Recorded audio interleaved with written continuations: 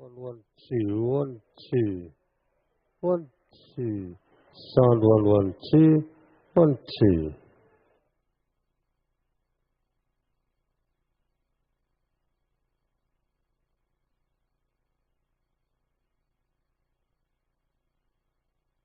One, one, two, one, two, one, two. Sound one, one, two.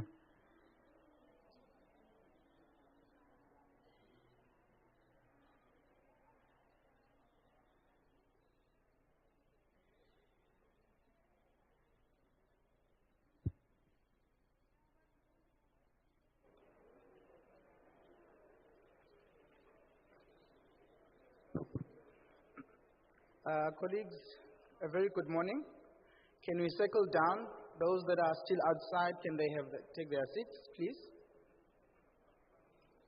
We are behind by almost 15 minutes in our program.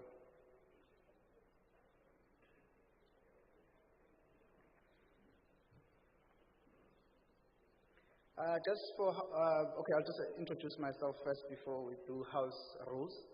My name is Sianda Mangele from the Research Office. I am responsible for research ethics and postgraduate studies. I'll be your program director for today. And there are my colleagues here from the Research Office who are wearing sky blue t-shirts. So if you need anything pertaining the postgraduate Imbizo, please ask them for anything. And then for restrooms, you just have to go outside, go straight. There's a sign that will show you where the thing is. And also this side as well, that you can go outside here for your restrooms. Please switch off your phones or put them on silent now, so that we do not have a situation where our presenters are presenting and then something is ringing. So please check your phones. We will also request that, I know that you might have urgent calls, but please try to remain in the venue. It's a very strict and a tight schedule. Please go through your program on your tables there. So there's a program there, there's a writing pad. What is important, there's an indemnity form. Please fill it in from the university, and it will be collected by my colleagues as the program proceeds. That's very important. There's a pen, there's a writing pad. For any questions, my colleagues from the research office wearing sky blue t-shirts will be walking through the aisles with a mic when it comes to the discussion. So please rest assured. The people that you see on your far right and your far left, those are our stalls, information stalls. So you'll make use of them when there's lunch, where you go to them and ask them questions. I'll be introducing them as I start the program. So without wasting time, I would like to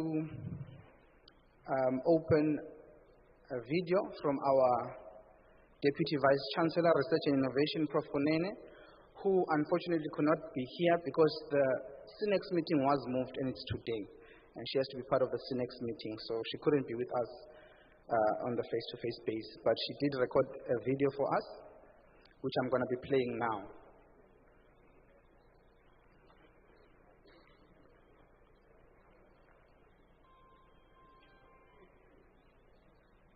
Jacques,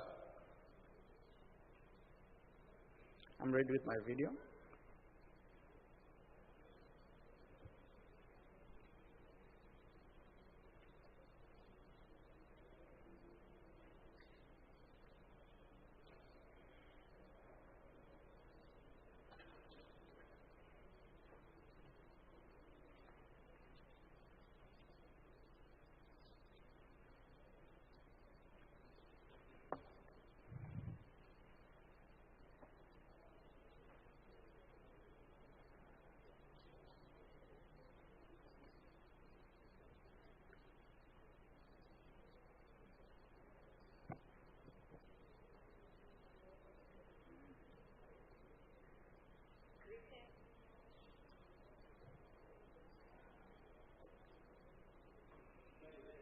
Yeah, I'm playing it, yeah.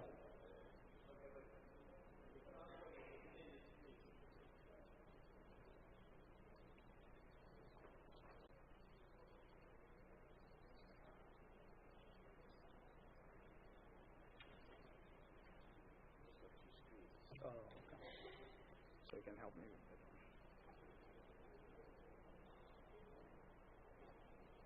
Where's the video?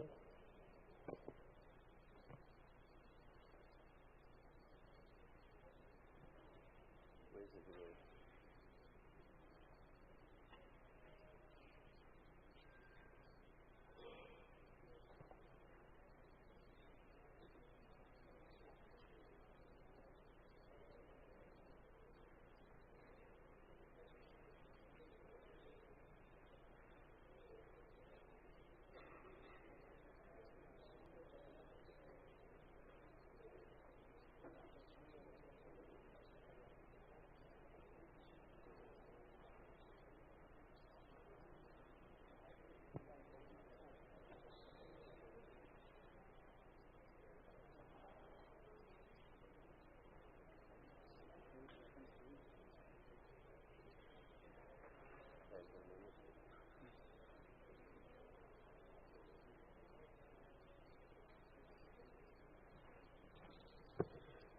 Please give us just 2 minutes.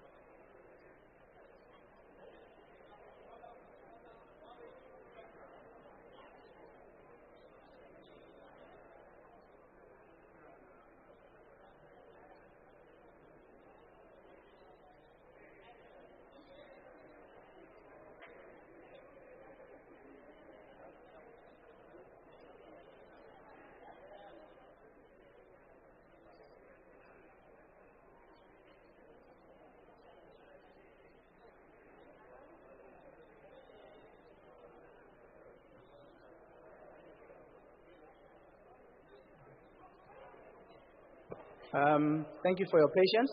We had technical issues that we just fixed.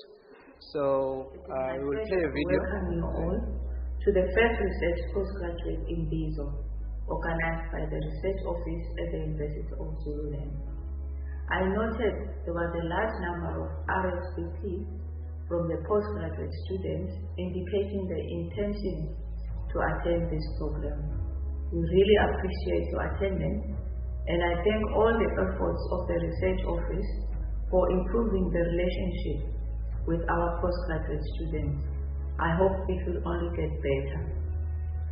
I would like to extend a special welcome to our guest presenters who are present in the hall and those online. We are excited that you are here to provide our postgraduate students with the information that will give opportunities of success in their studies. The agenda of this Imbizo has different categories that will be discussed. There are talks on research management, practical experience of others, the mental wellness, innovation, and information on funding opportunities. I hope it will make an impact to you as postgraduate students by contributing on how to go about this journey of being a postgraduate student. Most of the higher education institutions, nationally and to some extent internationally, are faced with poor postgraduate throughput rates, meaning that it takes too long for a postgraduate student to complete a master's or a doctoral degree. Studies were made to establish the main causes of the low throughput rate of the South African postgraduate students, and many reports showed that lack of funding, lack of work commitment, supervisor relationships, and other issues including personal circumstances are some of the sources of low throughput rate. The recommendation was that a lot of interventions need to be put in place to support the postgraduate students on some of these issues. The low throughput rate not only affects an institution in terms of not enabling it to enroll new students and meet targets because of the space that is occupied by all students, and also on its financial viability.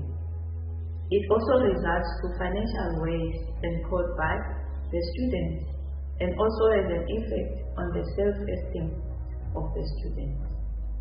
The South African government is continuously developing programs to encourage students to finish their degrees at a reasonable time to accelerate the throughput rate. These interventions include access to funding, bursaries, and other grants to capacitate the research skills of postgraduate students. The Imbizo, such as this one, is part of the intervention strategies to try and help the postgraduate students to improve on learning abilities towards completing their studies in time. The University of Zululand has an objective to increase the throughput rate of postgraduate students, which is facilitated by the research office. We will continue to assist as much as we can, and this Imbizo is one of our strategies. I also want to advocate that please attend the workshops that we offer. They're not only helping you to finish your studies now, but they will help you in future, and you can also list them on your CV.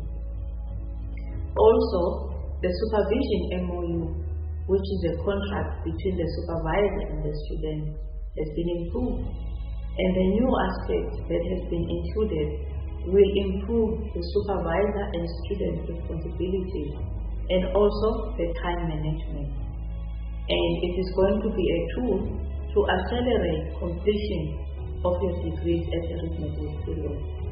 So please look for it, because it will be implemented in 2023. Lastly, I would like to pass my gratitude to the colleagues in the research office, and special thanks to Mr. Manere and the team for their hard work in organizing this special program. Please enjoy it, and let's have a good collaboration coming out of it. We hope to host another Imbizo in the future. Thank you.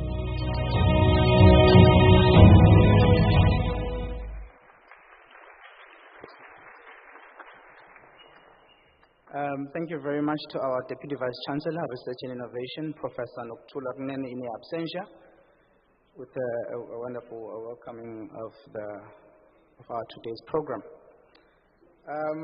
The second part of the program is for me to give a purpose of Imbizo. So, but before of that, I'll start by warm welcome to our postgraduate students, which is yourself. I'd like to really thank you for making this time and attending. For the first time, we received over 400 RSVPs. It was quite an astounding interest, and we really appreciate that. And also would like to welcome our speakers who are with us today. Thank you very much for taking your time and being here. I know that it's been a very tough year, and we're about towards the end, and everyone is hectically busy, but you've made time to be here prioritizing our postgraduate students. Also, a further welcome to our stakeholders, I'll first start with our stakeholders internally that we work with. They were selected because we work with them very closely. Our library services for always availing themselves, because that's where our postgraduate students get help for information. Our teaching and learning center is here. They've got programs that they do run that assist our students, undergrad and postgrad. So they're also here. Thank you very much. Also, our CMD team, they're here. Thank you for the support. And then the funders, which are also here.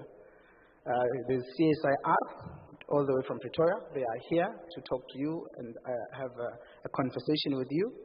We've got Department of Higher Education, International Scholarship that is here. So we're going to have a time to discuss with them and talk to them. We've got Umhlatuze Water that is here, which we have an MOU with as the University of Zululand. So all of these people that are here are strategically selected so that they could form part of the discussion. So a warm welcome, colleagues. And then I'll also just, as South African Medical Research Council, we will be joining via Zoom. So they're also here on the Zoom link. As we go through the program, we can see our theme. You can just read our theme. Towards a skillful and intellectually conducive postgraduate studies environment. It was selected due to the cry or a gap that we have. Introducing on my right will be the Postgraduate Students Association. The executive is here. So they came to the research office with a list, if I can call them, of demands that they had. And one of those demands, they were touching on the important issues of postgraduate support. So we had to listen and understand and actually realize that at the University of Zululand, we need to improve postgraduate environment, postgraduate space, where postgraduate students are important, they feel heard, and they are part of a bigger group of, because they are very important for our research outputs, an element of increasing our research at the university. So with that, I would like to welcome you, Postgraduate Association, POSGA, the executive. Thank you for being here. The saying called Imbizo, I've always said it's a Zulu name. It's derived as a meeting or a gathering called by a king or a traditional leader, Induna. So we are gathered here to have that discussion, that meeting. The presentations that are going to be here are more interactive. You'll be able to ask questions, and you'll be able to get all the information that you need. You'll see on the program there's competition, so there'll be prizes up for grab. The first prizes, we'll do it on the first part of the program. And the big one, which is Umfolozi Casino, gave us a one-night room here in Mfolozi. So there's a person who's going to win a one-night accommodation here in Mfolozi Casino.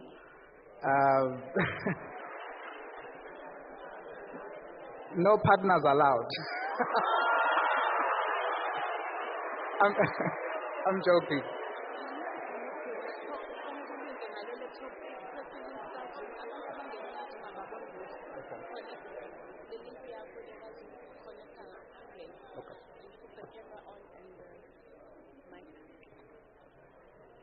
Yeah, so I understand. Traveling on your own to the hotel. Sometimes you need to think. You're a postgraduate student. You need to think. You need to. So you need your me time. So we'll be running that, but the announcement will be made towards the end of the program. Who has won? We'll do a draw. So you pick up the names, and then we announce the winner. Without wasting time, I would like to just thank you all for coming. And let's hope that this is the beginning of a discussion for our postgraduate students at the University of Zululand, that you are a part of a bigger group. As the TVC has alluded, part of the management strategy is to increase, improve, and give room for postgraduate environment within the University of Zululand. So you are important, and this part of Imbizo is important as well.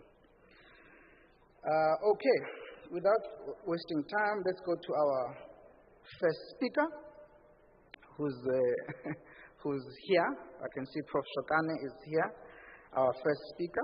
As I've said in the program, and the TVC has alluded, As you can see, those topics that are on the program, they were put there because of your needs. We did identify that you need to understand what the research management processes that are happening at university. When through your proposal and through your supervision, who's the contact person. So we've identified that the key role players are the Deputy Dean Research and Innovation in each faculty. But most students are not aware that they exist. They just jump straight from the supervisor, straight to the research office, straight to wherever to complain or make a follow-up. But there are offices within each faculty, so it starts at faculty level. From your supervisor to the HOD, to the dean, to the deputy dean and then the dean, before you go out of the faculty. There are reporting structures that need to be respected, adhered to, and be known. So part of that is welcoming one of our deputy deans, research and innovation in the Faculty of Humanities and Social Sciences, who will be representing for all other deputy deans from other faculties, who will be presenting on the roles of deputy deans and research management. Without wasting time, let me welcome Prof. Shokane to the stage so that we can start with our program. We can play music for now. Thank you.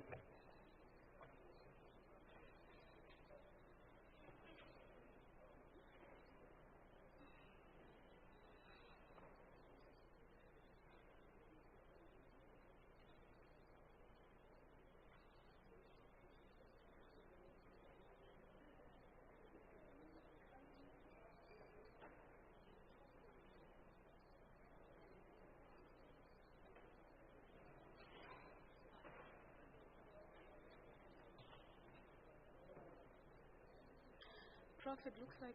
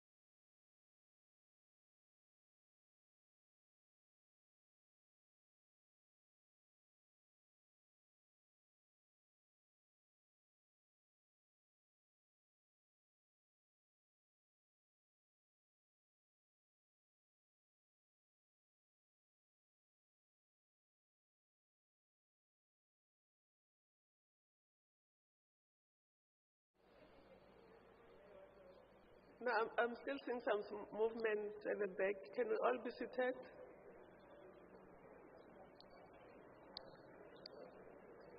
Program director.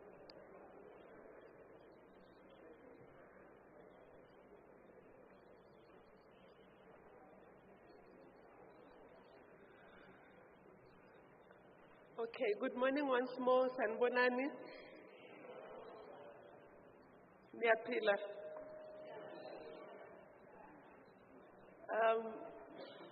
We thank God we're free from COVID. So we can be able to meet Mr. Manele here and be together. And we know it has been difficult because of all the restrictions. We know each other on Zoom, Teams, and alike. My name is Lulu Shokane. I'm a professor and deputy dean in the Faculty of Humanities and Social Sciences. Mostly I work with research activities and the postgraduate students. And my role here is actually short. You'll see I've got the slide there. I think my slides are about 4.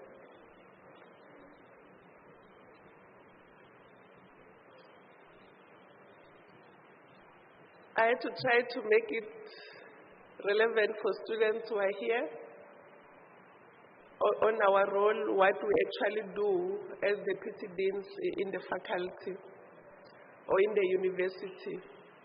As you are aware, our university has 4 faculties, and we all have similar activities. We have the deputy dean from Science, Agriculture and Engineering, Professor Moyo. He's the deputy dean there, he's doing the same work that I do. There's Prof. Gamede from Education, and there's Prof. Kasserman from, is it AFCAL, ne? Yes. So actually our role, we work with the dean on research and innovation and the faculty, and we also liaise with the DVC, and the director, Office of the Director in the Research and Innovation, and the Director in the Research and Postgraduate Studies regarding research policies, programs in the faculty. And mostly the role there is to promote the research development within the faculty and staff members and students in undergraduate and postgraduate level, and mostly to promote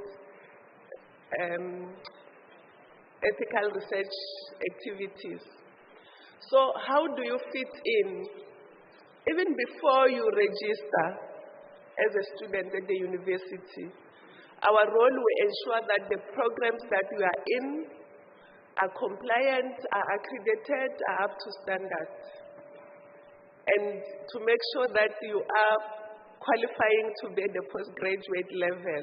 Postgraduate starts from honors, masters, and doctorate. So, but then mostly with any postgraduate qualifications, it involves research activity. I think mostly we'll talk about that. Our role when it comes to research. Is that even the same proposal that you write with your supervisor? I know some of you even present in the department or even in the faculty.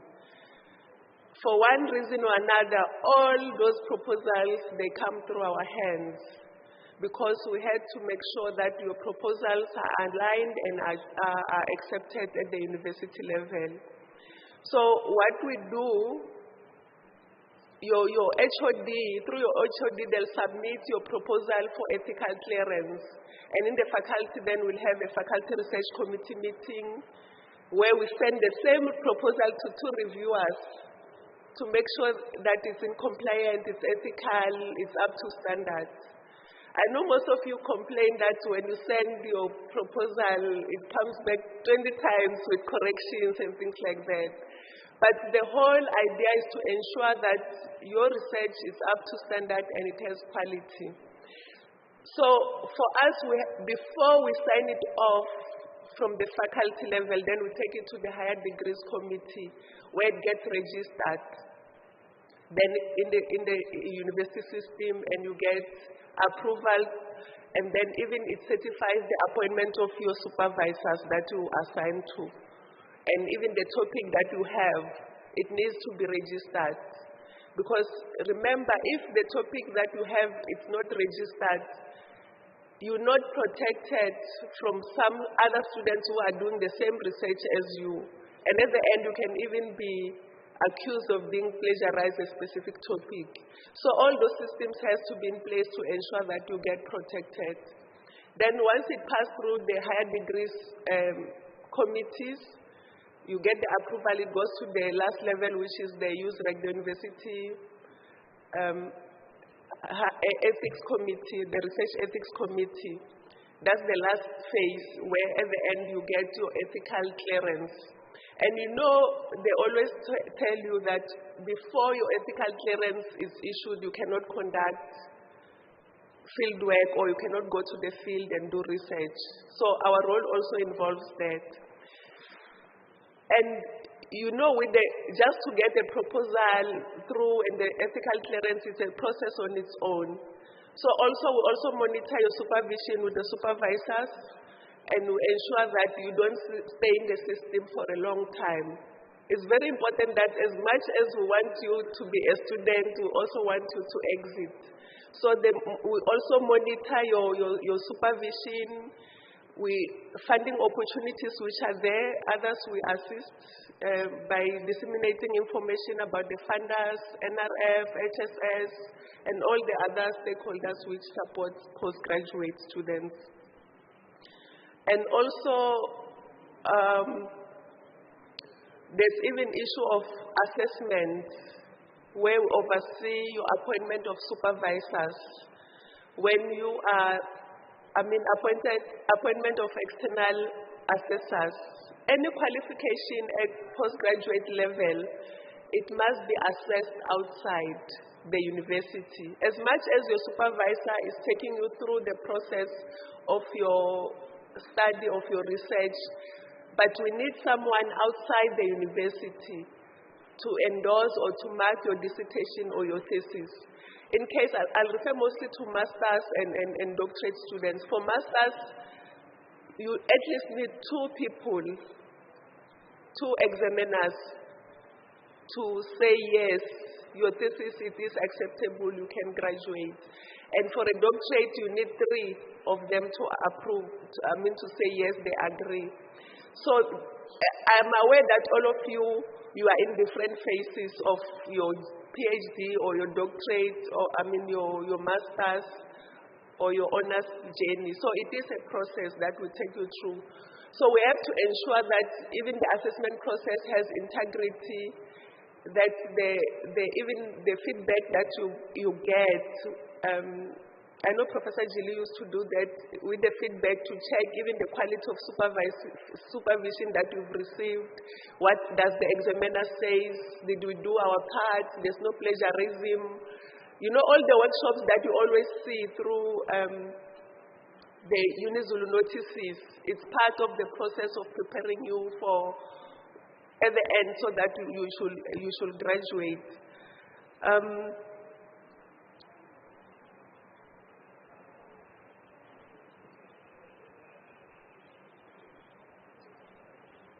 The support that is there, also the resources, I wanted to talk about the collaboration. It's not only the administrative part that we're doing. We also ensure that you get opportunities for participating in academic activities, international exchanges. So we do lots of things actually. I didn't want it to have like a lecture slides or points. I just wanted us to talk, as they said, it's Imbizo. Hence I'm also like sort of talking on what we're actually doing. So, and we understand that there are challenges at times where maybe you have challenges with your supervisor. Some they're not marking your work, or some they don't give you feedback in time.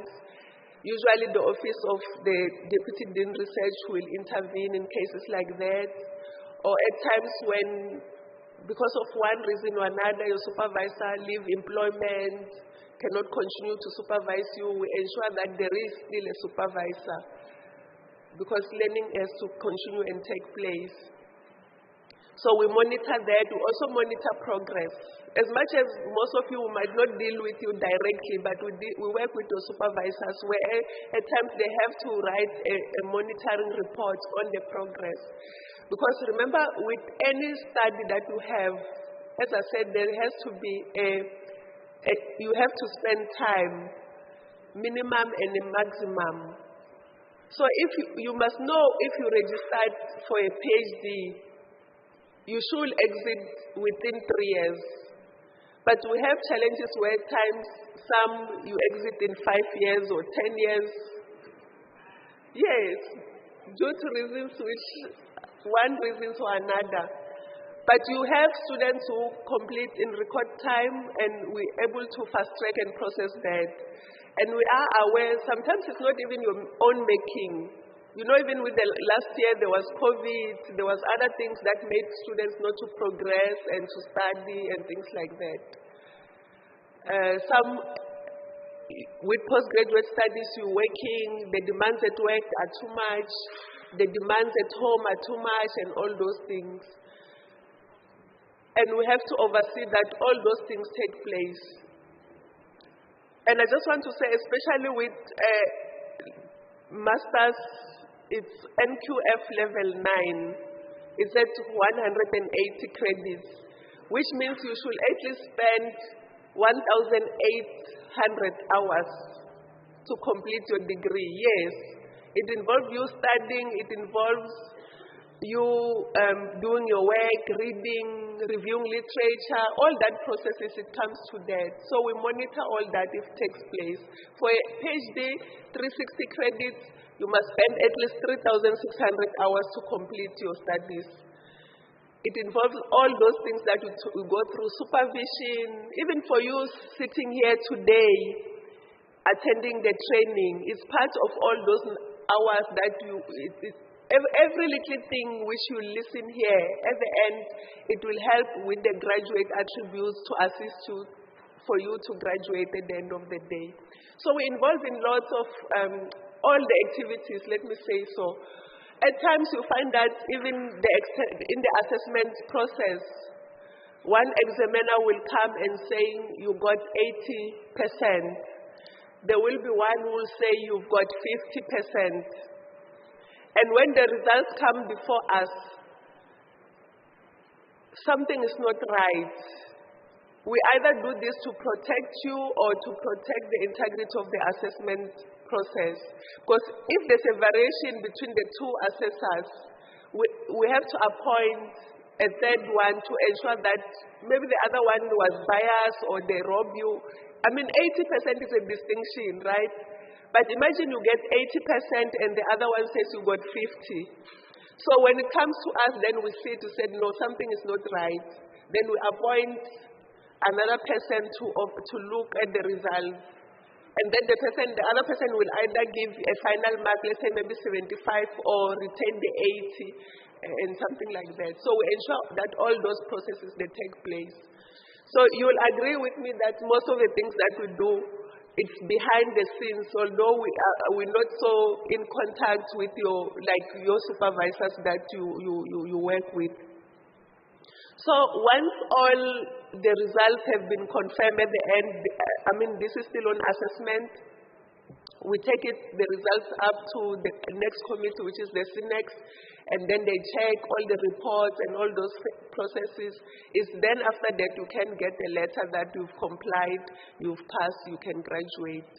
So even after once all that process has been done, we ensure that you must still make sure. Remember, with any postgraduate or research that you do, you produce knowledge, and that knowledge must be there. We want the thesis to be there or the dissertation to be stored in the library. We work with the library on that. And after that also, even before, you must have a research output, which could be your publication, or either you present in a conference. Any other research activity that you engage in will also support with that. And I know I talk about funding, but there's even internal funding for some students I don't want to put the research office in the spotlight, but they honestly do assist in terms of students who don't have fees for binding or ensuring that the people who edit your work, they get paid and things like that. So there's lots of support that we ensure. Even with some of the trainings that you see being advertised, we submit the plans to the research office so that we get all the necessary training from the postgraduate studies, like your qualitative trainings, research instruments, the plagiarism trainings, all the trainings that you do, we participate in that to ensure that you get all the support. So basically that's what we do. And also our role is we ensure compliance with the supervision policies. Actually, policies is for us to check that everything that is lined it's in regard with the policies of the university. What does the policy say? And the policies are there to protect you as the students. So make sure that you are familiar with all the policies of the universities. And I know in the research website, they've got a nice link there where you can get the supervision policies from your admission, your assessment, the MOUs that you sign. And I still wanted to talk, let's say don't sign the MOU because you want to get your proposal through. The MOU, you're supposed to use it throughout on the things that you agreed with the supervisor and things like that. And of important, make sure that you take charge of your own learning. If your supervisor, you submit something to your supervisor, within 2 weeks, you don't get feedback, write back and ask, I've submitted, where's my feedback? You know, please also, I just want to as much as I'm presenting, but I'm also sharing notes with you. Make sure you take charge of your own learning. Follow up. Visit the memorandum of understanding that you sign with your supervisor. Like when they supervise you, how long is it going to take for them to give you feedback? And also in the research office, we also oversee that the supervisors that you are appointed are qualified to supervise you within that topic, and also to ensure that they are not overloaded or overburdened. There are some, even when it comes even to the faculty level, looking at the complexity of the topic will even advise that maybe this research needs a co-supervisor. And at times it can be even inter-faculty supervision depending on the complexity of the topic before you. So we actually do support. And also when I'm referring also to issues of policies, we also check, although there's also even the issue of capacity, it doesn't make sense, you know, even if they're saying this person is a senior professor, if the person is supervising 100 students, and you also want to supervise there, you know, this year, how many do they have? How many are they exiting? How many are they graduating? Because it's very easy just to accept students and forgetting that the capacity is very important there. So we also oversee all that it does take place. Yeah, you see, I've talked a bit about the institutional processes that we do there.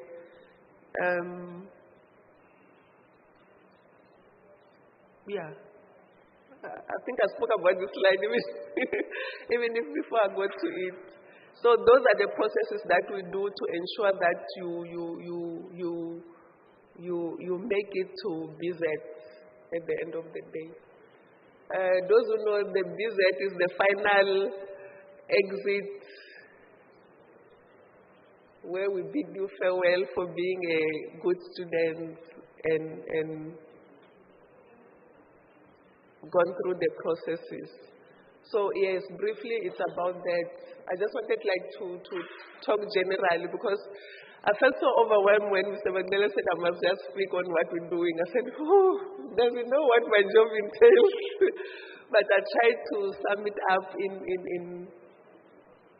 in short, in summary. Thank you, Chair. I'm not sure. Okay.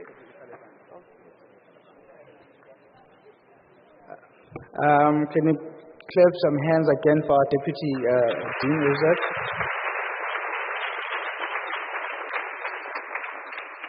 Thank you so much, Prof. Shokane, for a wonderful presentation. And again, this is a very important office within the processes of research that you must understand and also be aware of within the institution. So now we're going to just highlight, just to remind each other that each theme has a word. So the word of today from our theme that we have is confidence. So each one of you here must grow confidence or have confidence because you've taken a first step to be a postgraduate student, which you fall in the 10% of the country who are part of the research students of postgrad. So the word of today is confidence, and I would like to take a quote that I like very much from Jim Rohn. It goes as follows, open quote, the greatest step towards accomplishment is self-confidence, close quote. So please take that with you, that for you to finish your honors, master's or PhD, you'll have to have confidence. The doubt that is going to come in when you receive, as Prof. Shokana was saying, feedback from your supervisor, clashes between you and your supervisor, and you want to quit, drop out, think of it, confidence. They are here, they are supervisors, they are professors because they carry themselves with confidence. So our students, we are reminding you, confidence from today. Thank you for that.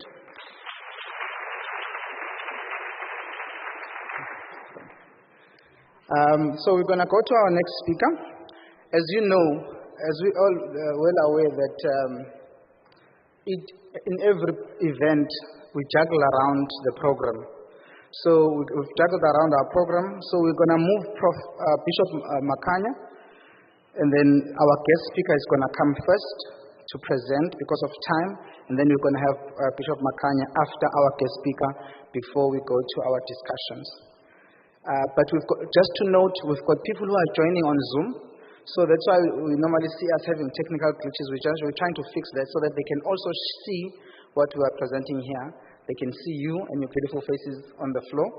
So we are trying to sort that out as well. So please give us just a minute before we connect our guest speaker, and I'll be introducing the guest speaker, and then we hear the presentation. He'll be joining in Stellenbosch via Zoom because there were some changes on the program. Thank you very much. Jacques, you can give us some one music just in the meantime. Sing quickly. Yes, we can. Thank you.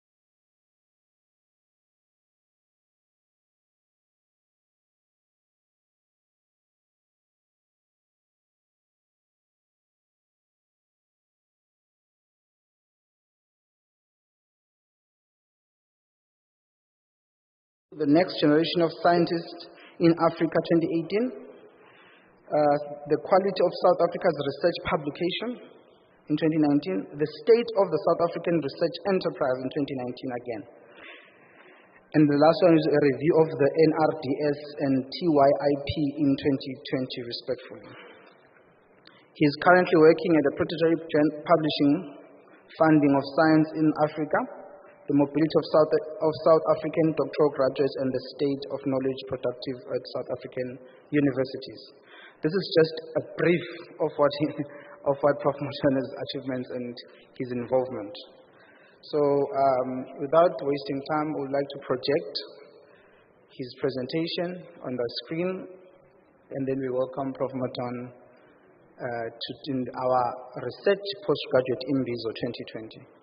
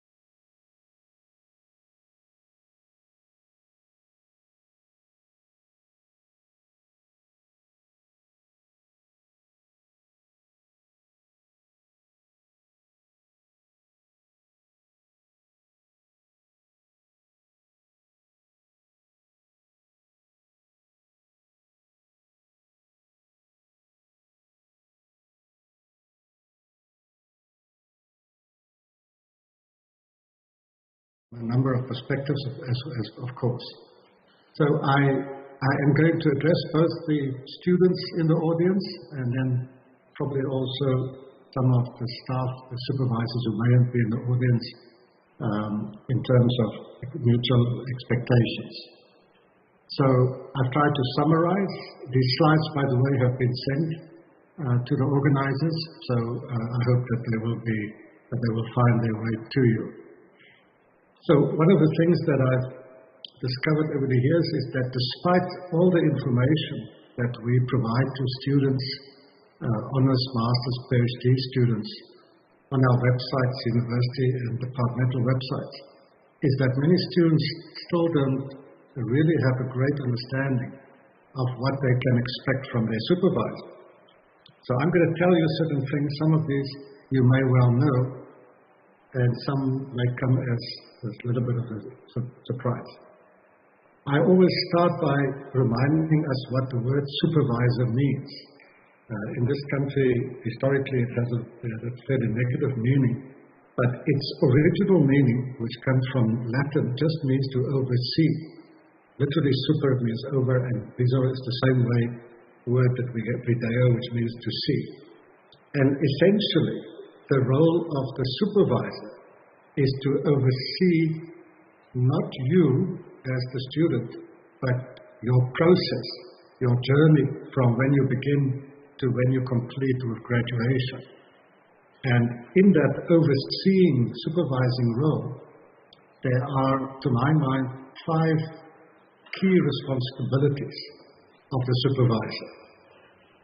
And I summarize it under these terms. One is, your supervisor should first of all advise you on a number of aspects of your postgraduate journey. The second is the supervisor should guide you as a student through the entire research process. The honours degree typically is the first year after your undergraduate years where there's a sizable research project. But the master's degree is a research degree, and usually completely. And then, of course, the PhD is the ultimate research degree, because that's where you have to demonstrate that you can do independent research that contributes to the body of knowledge in your field. So honours and masters and PhD supervision, by the way, are not all exactly the same. As you move up to the PhD, the expectations on both sides change. A very important role, some people would say the most important role, is that your supervisor should be providing you with kind of quality assurance. The role of the supervisor is to make sure that you optimize your chances of succeeding by graduating from your degree. And then there are two other roles which I put a little bit lower down. The one is to provide you with emotional and psychological support. Sometimes I refer to that as the pastoral role, but some supervisors are good with that and others not so good. And most universities provide these kind of psychosocial support through a center on campus. And then there are some administrative and logistical matters. Very often that's not the role of the supervisor, but someone else in a department like a course coordinator. So let me elaborate on each of these. I always say that you should, by the time that you get to an honours degree, and certainly to a master's and PhD, you should have a good understanding of what are the key issues involved in doing your research project or research thesis. And by that I include some standard things about what is responsible research conduct and research ethics. You should by that time, because even in your undergraduate years, you are very clearly informed that certain unethical practices in writing, such as plagiarism, etc., are not acceptable in academic, pretty much in any environment. But it's particularly important when you write an honours mini thesis or a master PhD. You have to understand that the consequences of plagiarism are very drastic and have led to students being disqualified. More recently, we've had the advent of questionable publication practices in predatory journals, which also cause problems to postgraduate students. I can elaborate on that in the Q&A. The supervisor should advise you about how you can make most effective use of your time. We know from statistics that the vast majority of students in this country, postgraduate students, study part-time. It's more true in humanities and the social sciences than in the natural sciences, for instance, laboratory sciences, where students do study full-time. But about 2/3 of all South African postgraduate students, masters and PhD, study while they work. And if you do your studies while you have a job, then time management becomes a major issue, as you know. And it's tougher on female students than male students. It's well documented for obvious reasons, especially if you're a young student and you're a married couple and you start the family and there are all the domestic duties.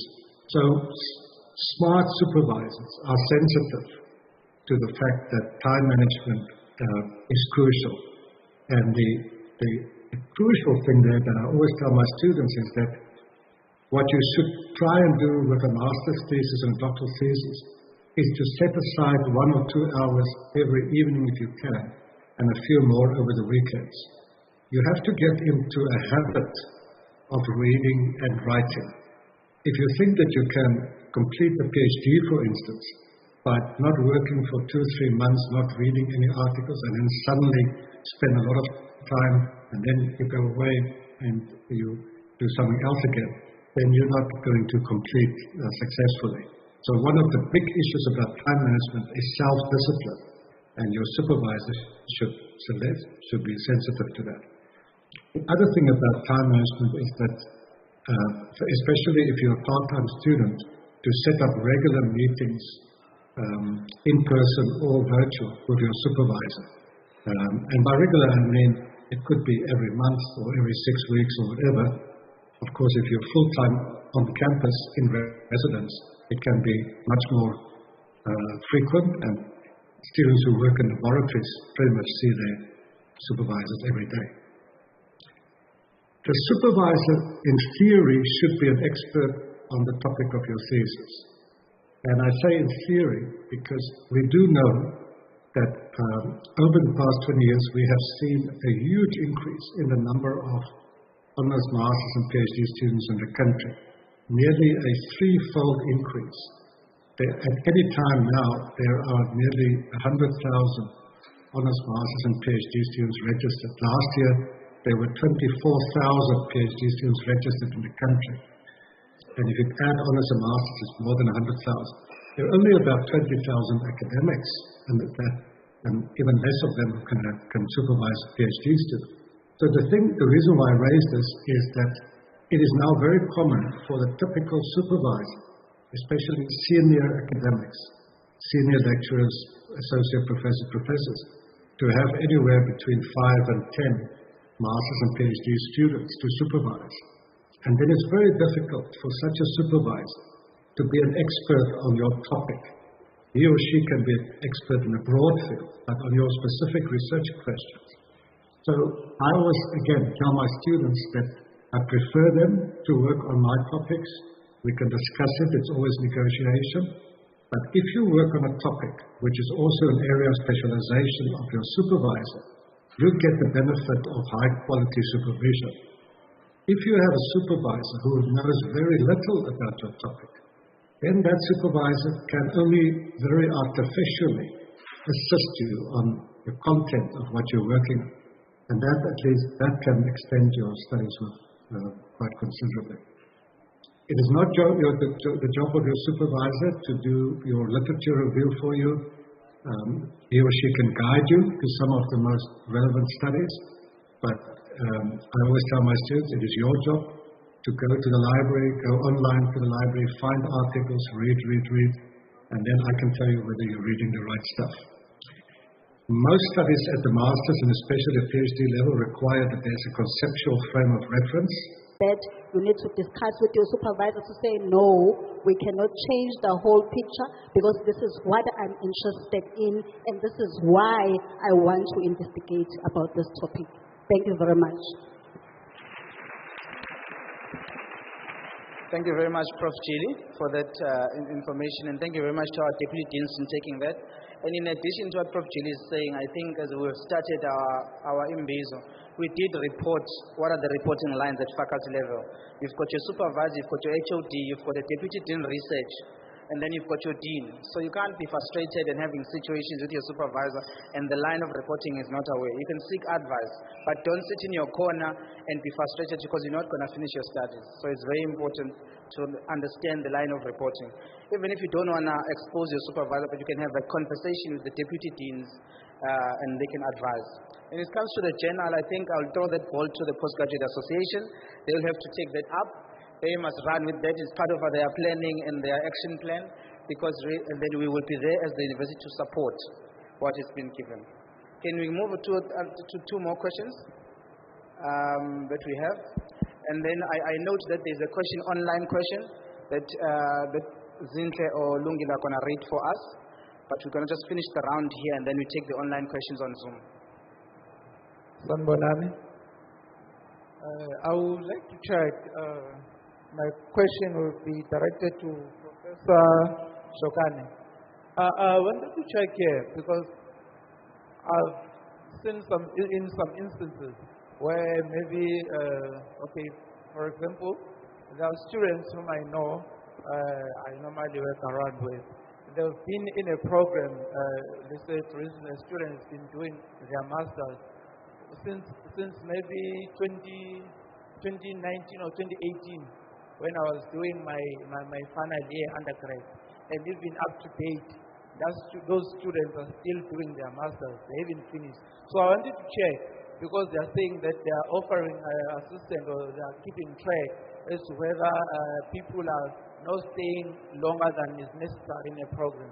So I wanted to check what are the steps that they are taking in order to check, for instance, with the supervisor, so maybe why is that student still there for those number of years. And another thing I heard talking about the issue with the funding. There are students that I know who don't have funding right now, and they've been having that funding for the past 2 years or 3 years. And some of them are doing masters, some of them are on their PhD level. And it seems nothing is being done to assist those students. All we are seeing is that maybe it's that student who's busy on a daily basis, on the yearly basis, trying to find funding without any luck. So I want to check if they are saying that they are there to assist the student, how are they assisting those students? Or if it's something that they are still trying to, or they are still going to be trying to implement, or something that is there in a program as we are speaking. Thank you very much. Thank you very much for your question. That question was directed to Prof. Shokane. So we'll take it up with Prof. Shokane. Please be ready for your question.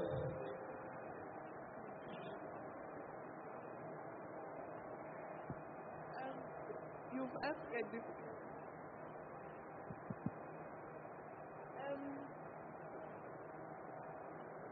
the first question was about students who are staying in the system for a long time, right?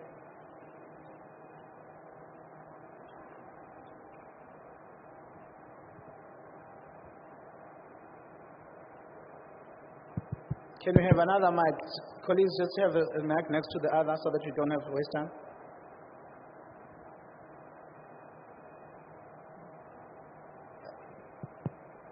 Can you hear me? Yeah.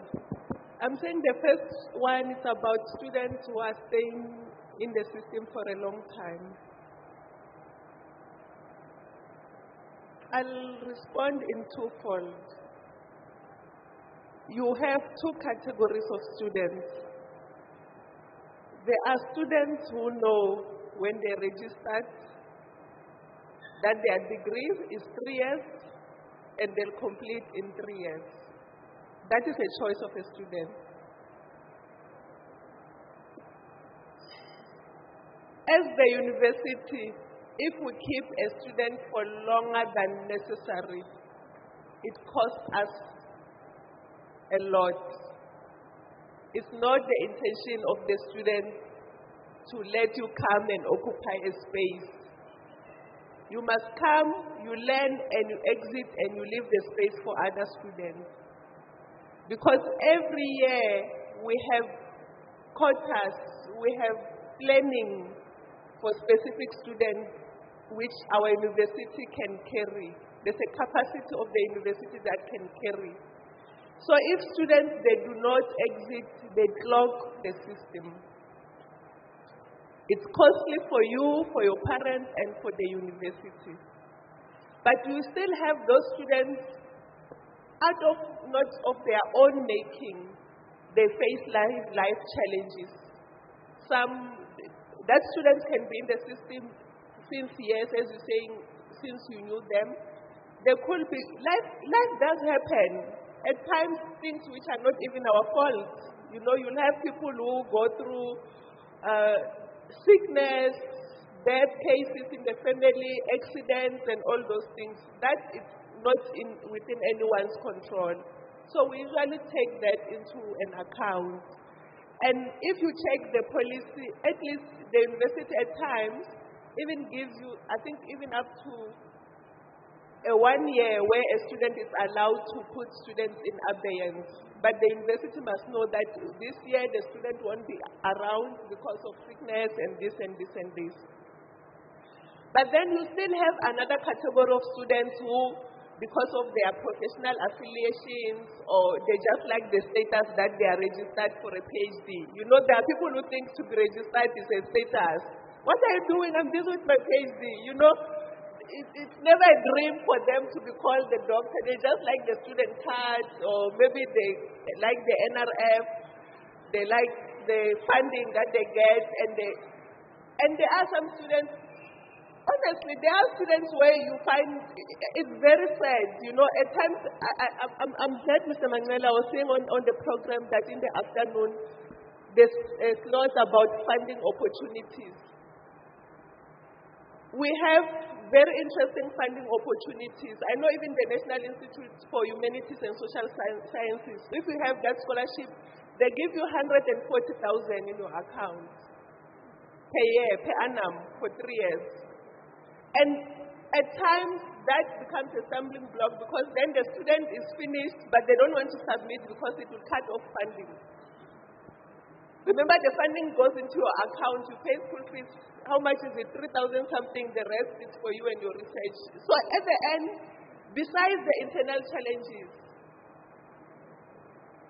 if you see a student wearing that gown at the stage, they've made a decision. They've taken part in their own learning. And unfortunately, then that's where some of us then will become unpopular. Because if we check in the system that you've been in the system for 5 years, we apply policy and we block your registration and it comes to academic exclusion. Then you toy and all those things, and which is not even necessary. So at the end, I'm posing the question back into your court.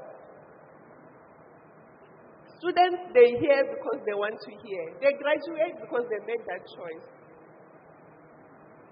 And this doesn't even affect postgrad students, all students. There are some students, you'll start with them in first year. Come final year, you were 100 first year, final year, you're only 50. What happened to them? So that's why I'm saying life does happen, and some things it's beyond our control. As much as I can guide you, I cannot write your thesis, unfortunately. But I can only guide, I cannot do the writing for you. Remember, even when I presented, I talked about issues of the hours that you must put in. I won't go to the library. I can advise, read this, read that, but I cannot read for you. So at times, I think we put in supervisors in difficult situations, while at the end, it's you who has to do the work. I can talk about this till tomorrow. Yeah, Prof, let's have as I've said, we will take follow-up questions on the discussion because we can engage with her at a discussion level because we don't have time. So we have to take other questions. But to echo on what Prof Ashokana is adding is that it's a two-way stream. It's a supervisor relation university process. So we can have that conversation for the whole day, but it's something that we'll need to discuss. And we'll have that in lunch because our lunch will be separated and just have that conversation. When it comes to funding, the question of your funding, if I heard you correctly,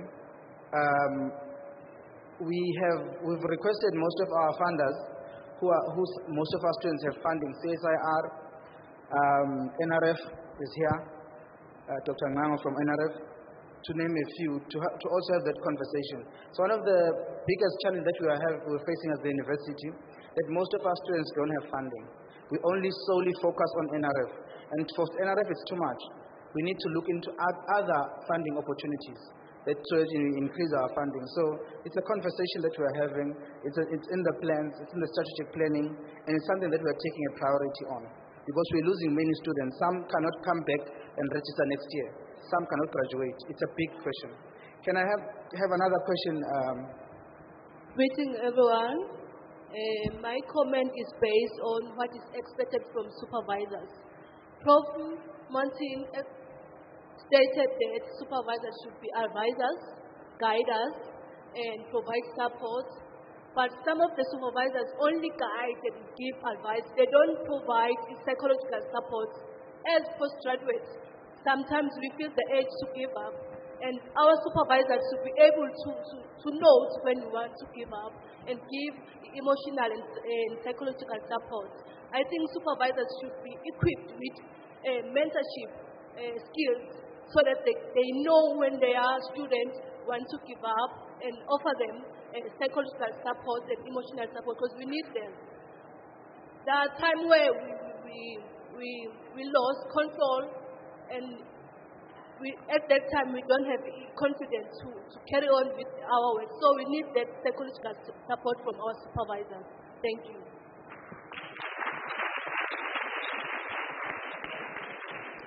Thank you very much for the comment, and I'm glad that you are touching on our word for today, confidence. So when we leave today, we are all confident. You're going to go to your supervisor confident enough to have a conversation with them, a mature conversation. But I do understand, when I joined Imbizo last year, there's a student that came to my office and said, I'm dropping out next year because my supervisor, when I've shared this with the poster, my supervisor writes comments on my proposal with a pen and scans the document and sends it to me. For me to even see his handwriting, understand what he's trying to make, I've requested him to use track changes, and he's refused. He prints my proposal, writes comments with a pen, scans and sends it to the student. And then the student must understand what is written here, respond, take some time, and it's frustrating. So the student was traumatized and shocked and actually deregistered from the University of Zululand. So there are questions with supervisors where, as the university, we must take that up to have supervision in Imbizo here and have this conversation of saying, what is your responsibility? I know many others are facing challenges because they're under pressure. They have to publish, they have to do teaching. Someone made a comment that some of our supervisors are teaching. They call teaching load. They have to supervise, they have to do research. So it's a nice comment. Thank you very much for the comment. And it's something that we are taking up. Hence, Bishop's presentation was that crucial and important. Another comment or question? I think there was a hand, but then we close the question around. That side? Yes. Oh, yes. Yes. It's just a challenge that I'm facing. So I'm a part-time student. So as I know that it's a responsibility of the students to make the follow-up to the supervisor. But the challenge that I'm facing is that as I'm part-time, so when I make the time with my supervisor for the meetings so that we can meet or to send my proposal, sometimes the supervisor, because she said that she has another student that are supervising, so and then she gonna set another date. That date that is like a problem to me because I'm working with a schedule, so it's quite difficult that I'm unable to send that proposal to her, and then. If I come to respond to her that we must set another date for my proposal, she will agree to me. When that date comes, she can say that no, I'm busy with the test or something in the department. So, and then that's all. Thank you very much for that comment, which is also a frustration. Please note that we might not have all the answers, hence we are sitting under this tree and having Imbizo, so that you are sending us to go back to the management and say, after Imbizo, this is what has been said. At faculty, and I'm glad that faculties are here, because they're also going to go at faculty posts and faculty management to also have this discussion. That there are students that are struggling here and there, and how do we attend to that? But I can assure you that the MOU will also cover that issue of having appointments and they are discarded. Because what we are planning is that next year when you register as a postgraduate student, you fill in a report, a blind review report. So you are the only one who's going to fill the report and tell us what you've been doing in the past year. And then the supervisor is going to send their report. And that report, those two reports will go to the dean or the HOD. So we'll actually have an idea. Because currently, students fill in the report and send it to the supervisor. So the supervisor can see what you've written down. So in that way, we'll have an understanding what is going on and where it needs to improve. Because rest assured, supervisors are also complaining with students who disappear in the system, who never respond to emails, who never attend any training. They forward them, they never attend trainings. Then they come at the end, they say, I need my ethical clearance. I'm running, I'm late, and it becomes a problem. So we'll get this conversation, but thank you very much. Can I get a question from the Zoom? Okay, I think I just need to say thank you to the colleagues that have joined us online, and we apologize for some of the technical glitches that we are currently facing, and we are working very hard to improve those. got two questions. One is from Umlungisi, and the question reads as follows. How does the university make sure that all processes that were mentioned by Prof. Shogane are adhered to by all parties involved? The second question, if you can just bear with me. The second question speaks to the issue of being an independent master's or honors or PhD student that Prof. Mutuan referred to. And this person says, I'm currently doing my honors research and I wish to give, I wasn't given. I can't hear you. Sunday. Yeah. Okay. It's echoing here. Okay, sorry.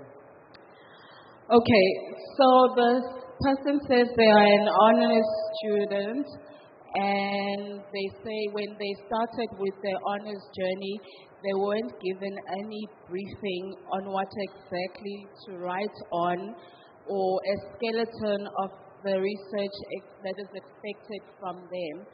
So what they wish to ask is that part of being an independent scholar. Yeah. Thank you very much for those questions. Prof. Shokan, you are popular in these discussions. The first question was on what you are presenting. How does the university make sure that you align, you make sure that you keep those processes in the one that you are presenting? So in what you are doing at faculty level, what do you do to monitor and make sure that they are followed?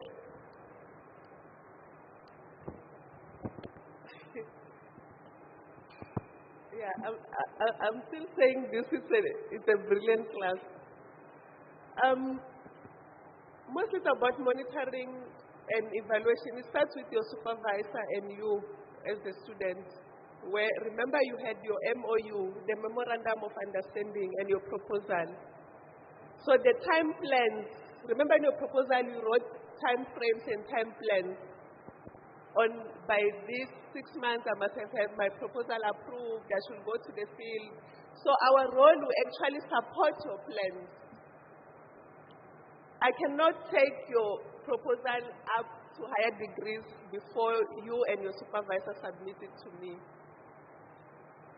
So maybe it's actually a difficult question that you're asking. But we depend on the work that we produce and also the calendar.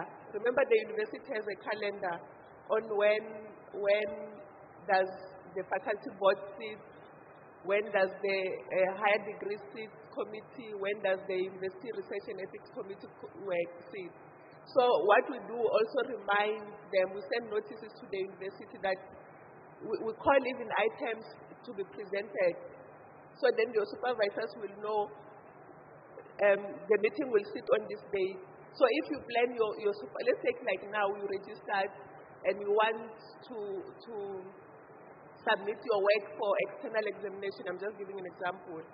You will recall in end of September, we send a reminder that in October, people who are sure that they're going to graduate next year, they send a notice. So that notice also assists us to ensure that your examiners are appointed, to have an indication that how many students are going to graduate and things like that. So we work with you as a student. It starts from you as a student. Even if I can say 20 students are going to graduate next year, if there are no intentions, if you don't complete and submit the thesis, we won't achieve. So we have to work with you and make sure that the plans that you set for yourself, you stick to them. Even if your supervisor is busy, if you agree with your supervisor that at the end of the year, I'm going to submit my work for examination, push your supervisor. If your supervisor doesn't respond to your correspondence, speak to the head of department. If the head of department doesn't respond, then you come to the faculty. In short, I can respond like that. Thank you. Thank you very much, Prof. Shokane. And hope on our online we've got that answer. I think on the second one, I'll play a devil's advocate on that one. The research office has a postgraduate induction every year. So, and this year we had to do 2 postgraduate inductions because the first one, 50 people attended. 1,900 registered students, 50 attended. And then the second one, it increased to 200 postgraduate induction. And then even now, we are here, many people, some of the students who were supposed to hear, they didn't come. So when it comes to that question, I think it's very important that we do induct at an institutional level. And also faculties do a lot of trainings. So I do feel that of our students, honors, masters, and PhD, to take that opportunity up. Yes, Zindra?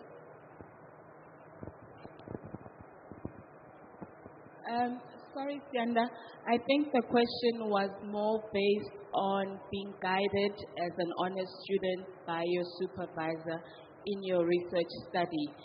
Minenhle indicated that she's an honors student and basically was told to go and work on a research project without being given guidelines by the supervisor.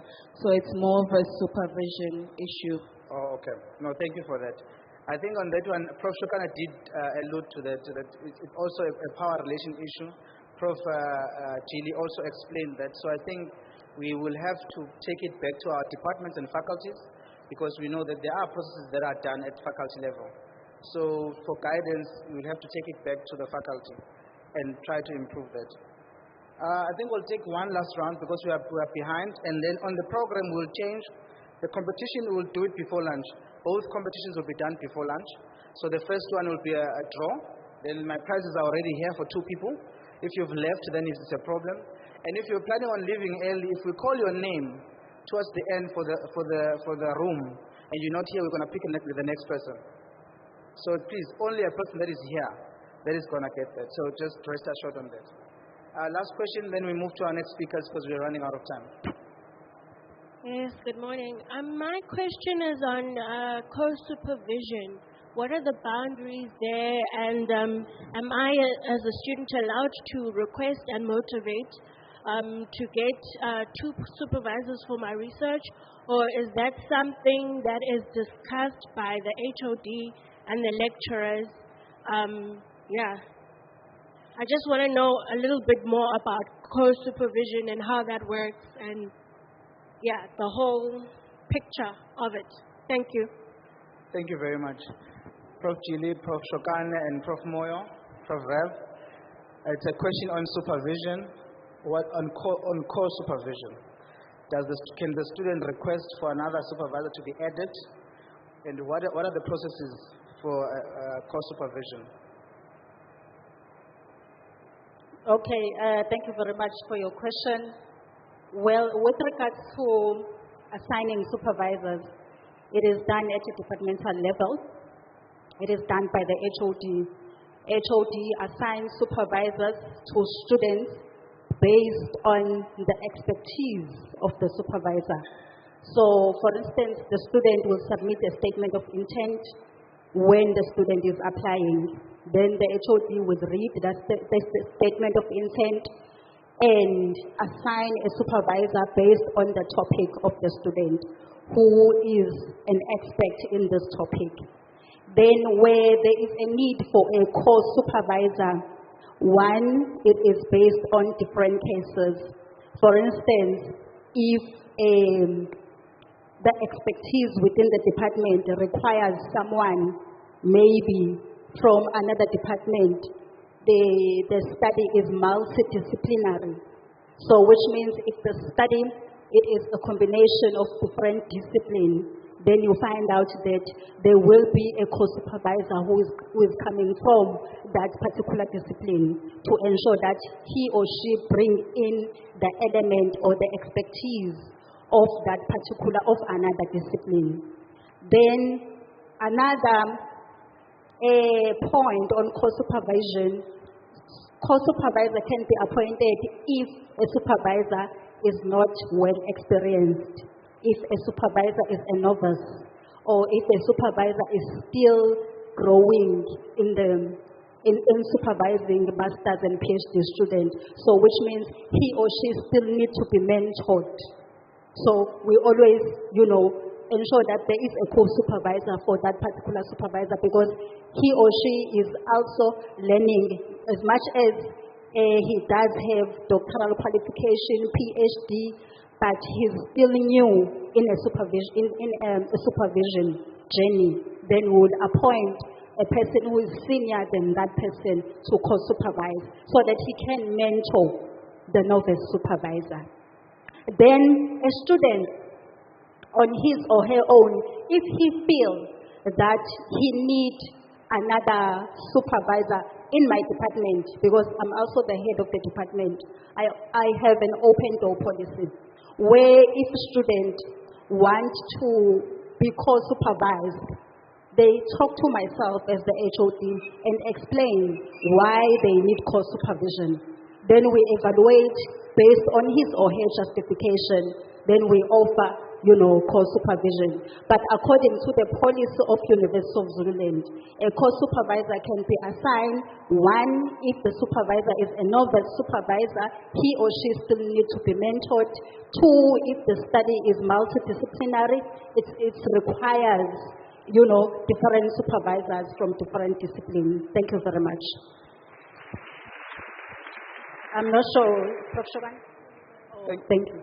Thank you very much, Prof. Chili. I think we are really having an Imbizo where the discussions are burning and fruitful, realistic discussions are happening. Thank you very much. Without wasting time, we'll move on to our next speaker, Professor Nerish Ravaprasad, who I will be introducing now shortly. Prof. Ravaprasad is a senior professor of chemistry in the Department of Chemistry at University of Zululand. He obtained his BSc honors from the University of Natal in 1993 and a PhD from Imperial College London in 2000. He started as a senior lecturer at University of Zululand in 2000, associate professor in 2004, and a full professor in 2008. He was awarded the Sachi Chair in Nanotechnology in 2007 by NRF. He has done an extensive work in the synthesis of semiconductor nanomaterials. His current interest in the synthesis, characterization, and application of functional nanomaterials and their applications in the areas of energy and health. Materials of interest include binary and ternary metal, congenite materials, 2D materials, and perovskites. Please forgive me with the terminologies. He has published over 265 peer-reviewed research articles and 35 book chapters. He has given more than 90 lectures at national and international conferences and supervised more than 40 postgraduate students. And most of his postgraduate students are now PhD holders in other institutions. So we welcome you, Prof. Ravaprasad. We've got our own scholar within University of Zululand.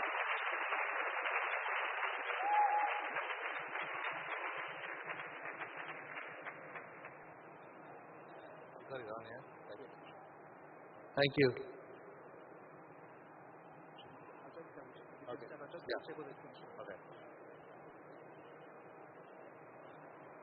Okay, thank you, Sianda. I'm very honored to speak to you at this meeting with Imbizo. I think many of you are raising important issues, and then I've been asked to speak about something which I've been doing for more than 20 years. It's like asking someone to explain how to ride a bicycle or drive a car, because you're doing it all the time, but you don't really think about it until somebody asks you, and then you try and put something down to give others some sort of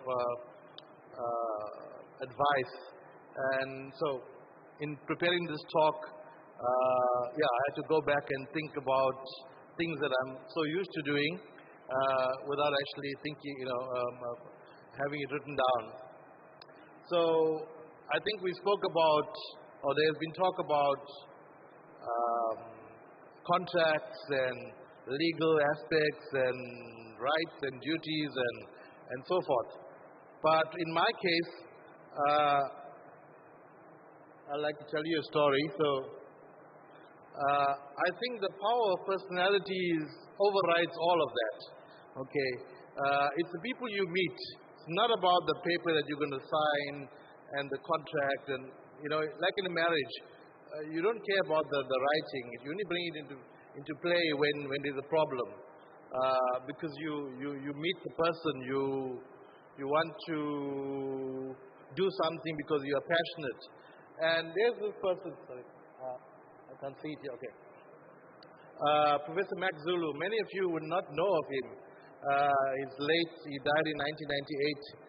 And when I joined the University of Zululand, he was the first person I met. He employed me as a senior laboratory assistant, not even a lecturer.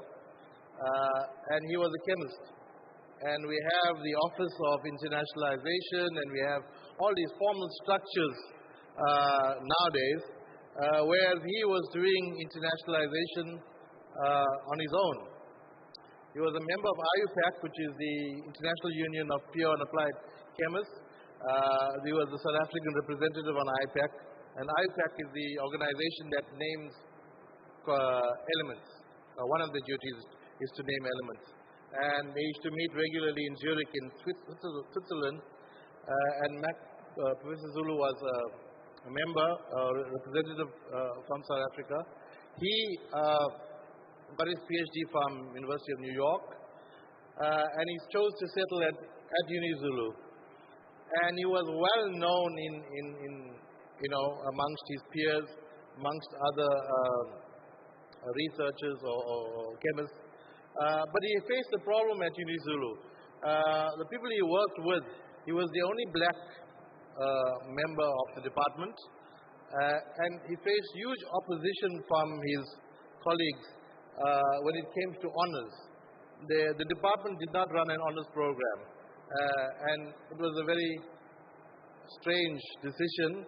And the reason was, and I'm sorry to say this in this meeting, but unfortunately, certain members or the majority of the department thought that the students didn't deserve to have an honors degree, or they were not good enough. And he tried to change that. And because of his travels and because of his personality and the fact that he was well known, he managed to get funding from the UK. And he got this funding in 1995, just after the 94 elections, when the ex-British Prime Minister came to visit South Africa.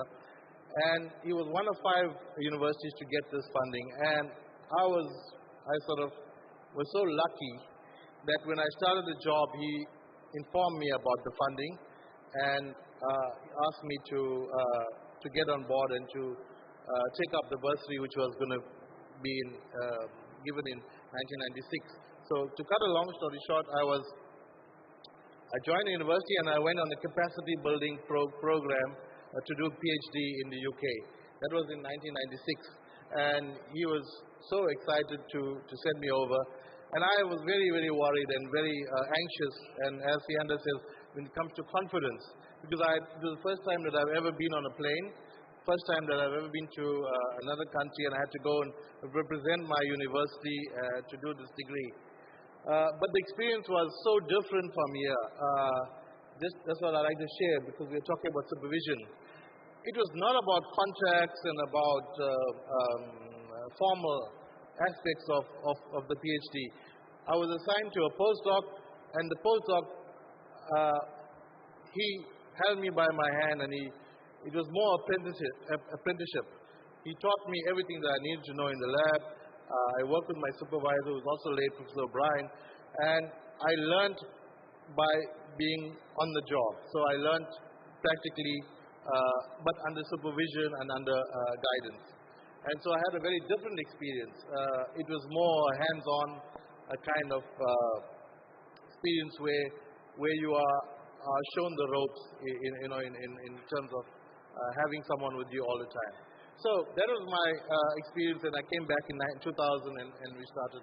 We then had the honors program, and we did so well between 2000 to 2007 that I was awarded a Saatchi chair.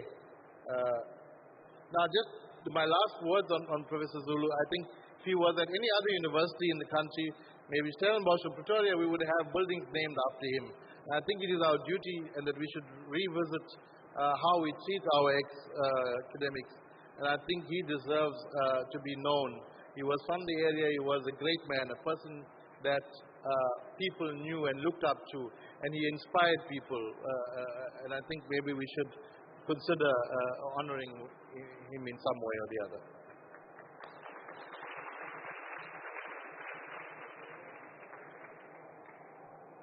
Okay, so the Saatchi Chair, this is what I've been doing for 15 years. So it's a prestigious NRF program. It's a 5-year program that goes on for 2 further terms. So you can have 15 years, Tier 1, Tier 2. And the main aim is to do with capacity building through student training. And it's an open call, universities apply. And I was lucky, I applied in 2007. I got it, I was the only chair, and still am, the only chair, which the term ended last year, so we don't have a Saatchi Chair anymore. But there are other programs that we can apply. But the chair has given me, some international and national status in terms of the work that we do.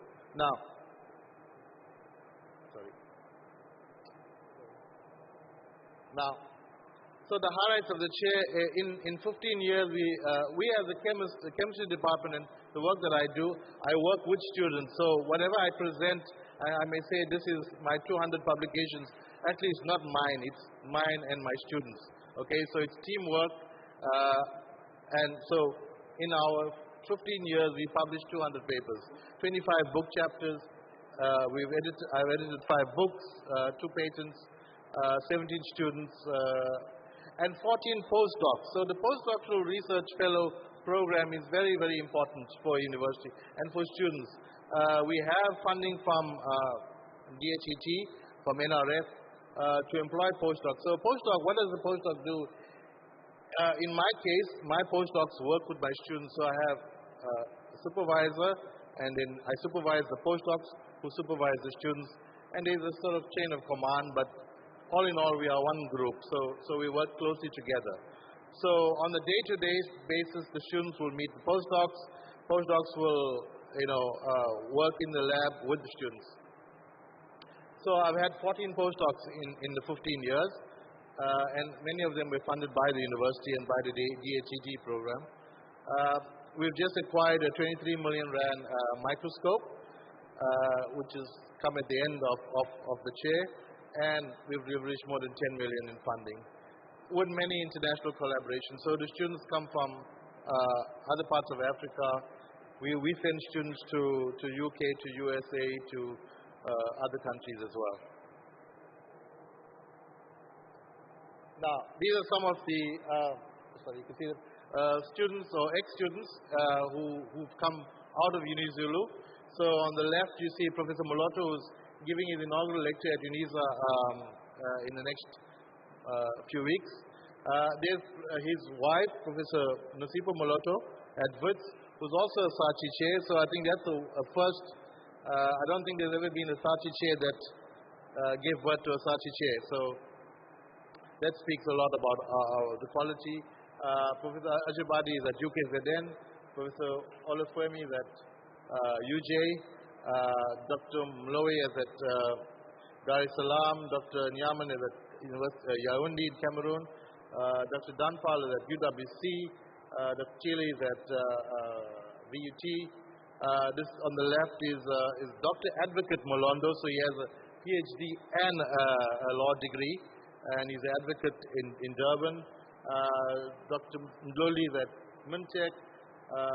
Professor Kaba now, Dr. Kaba, but she's now professor at VT, and Dr. Sasibo is at Mintech. But these are just a few. There's a few more, a double number who are still in academia as well. So one of the things that we are proud of is that I edit a series of books, and this is a nanoscience volume from volume 4 to volume 8.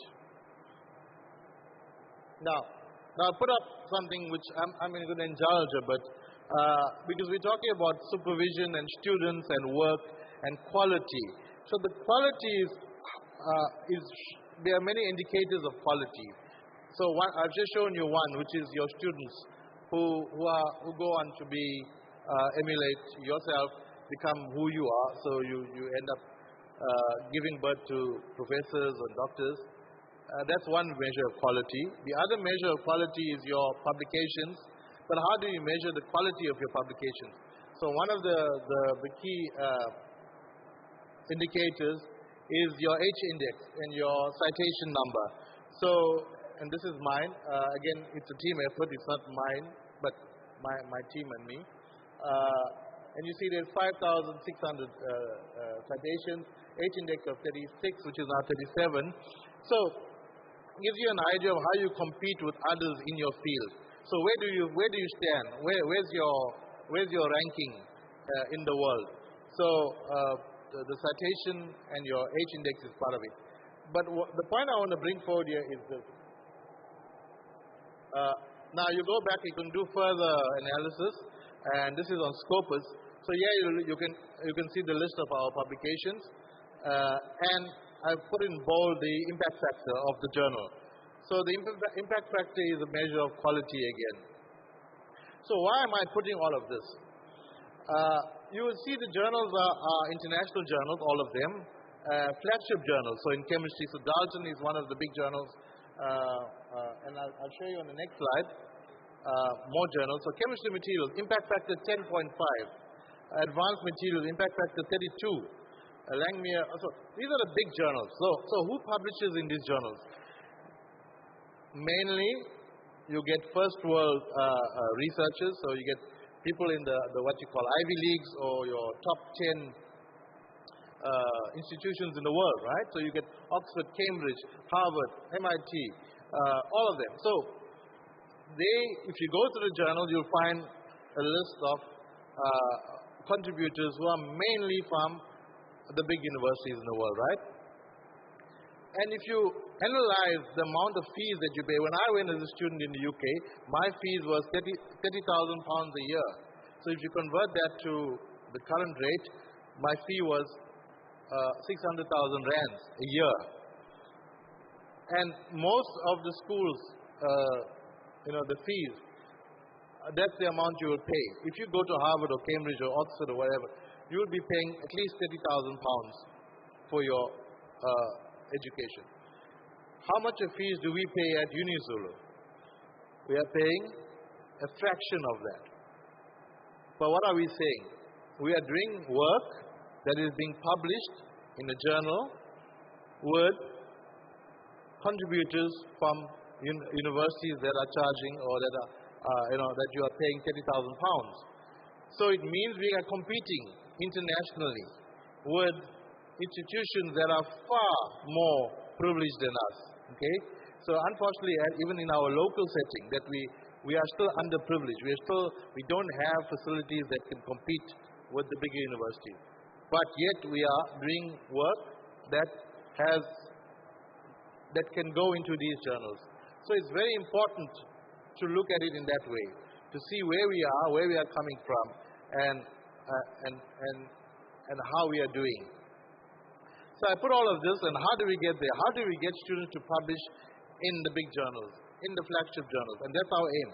We don't want to publish work. We want to publish work where people read, where you are recognized. So we have to publish work that you have a large readership, because we want to promote our work.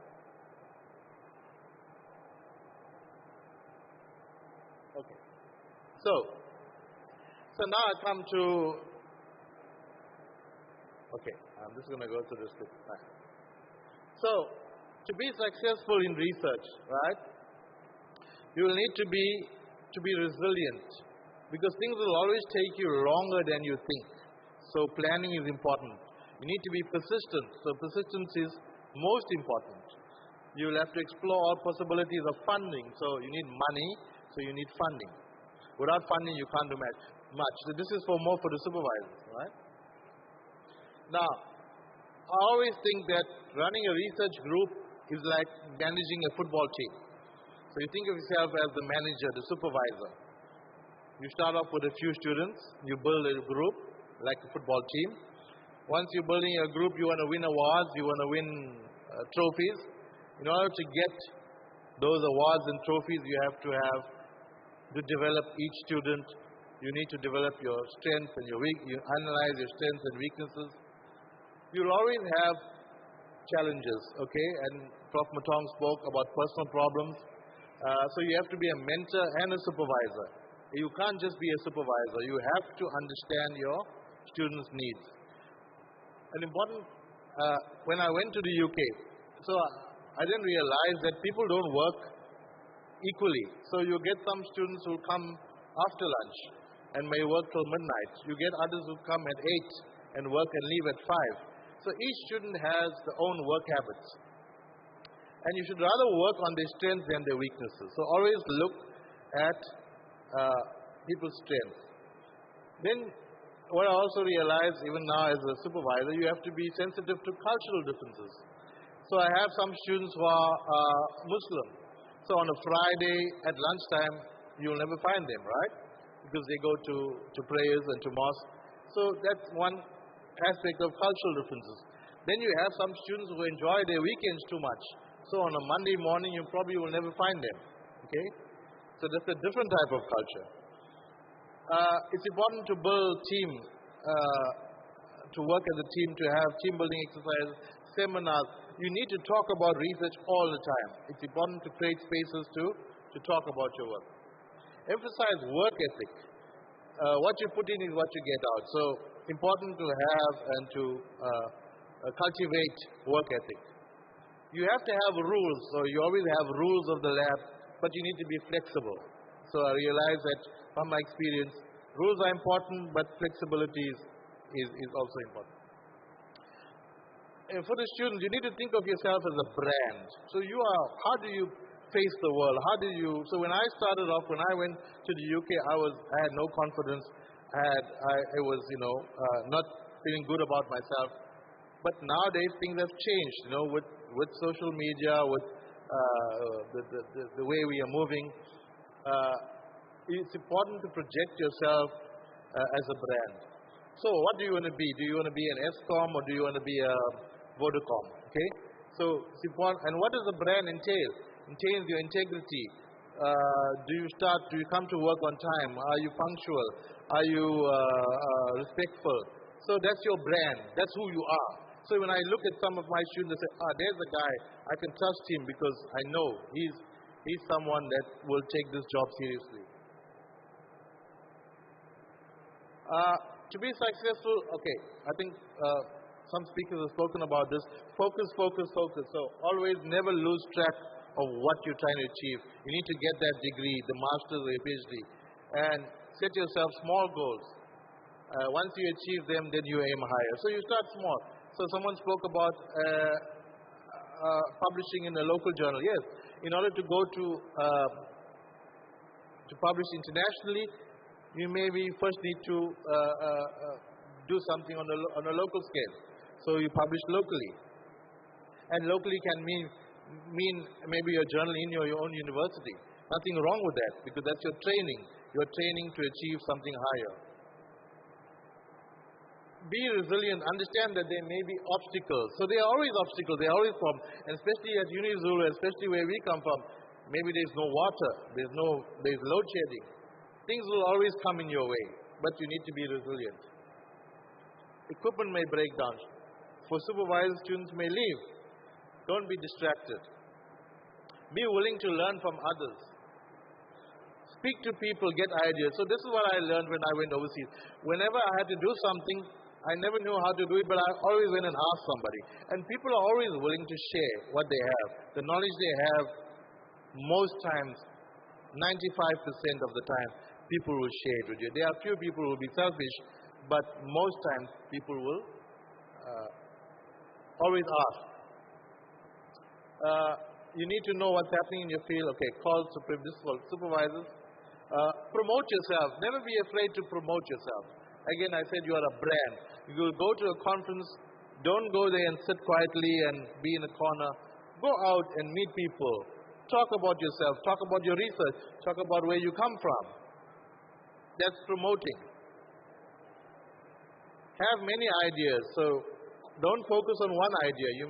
All may not be good. So in my field, one thing is about cultivating ideas, about having many ideas, and about trying to pursue ideas. So I have many things I can do, but I have to choose things that I know that can be successful and that might be important or it might have an impact.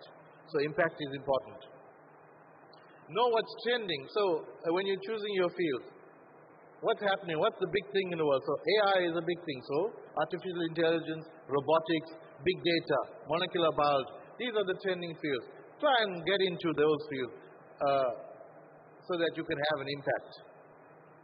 So moving on.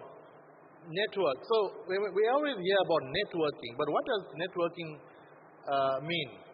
So I have a point here. Nurture the network. There's no use saying you have a network. You have to keep working on networks.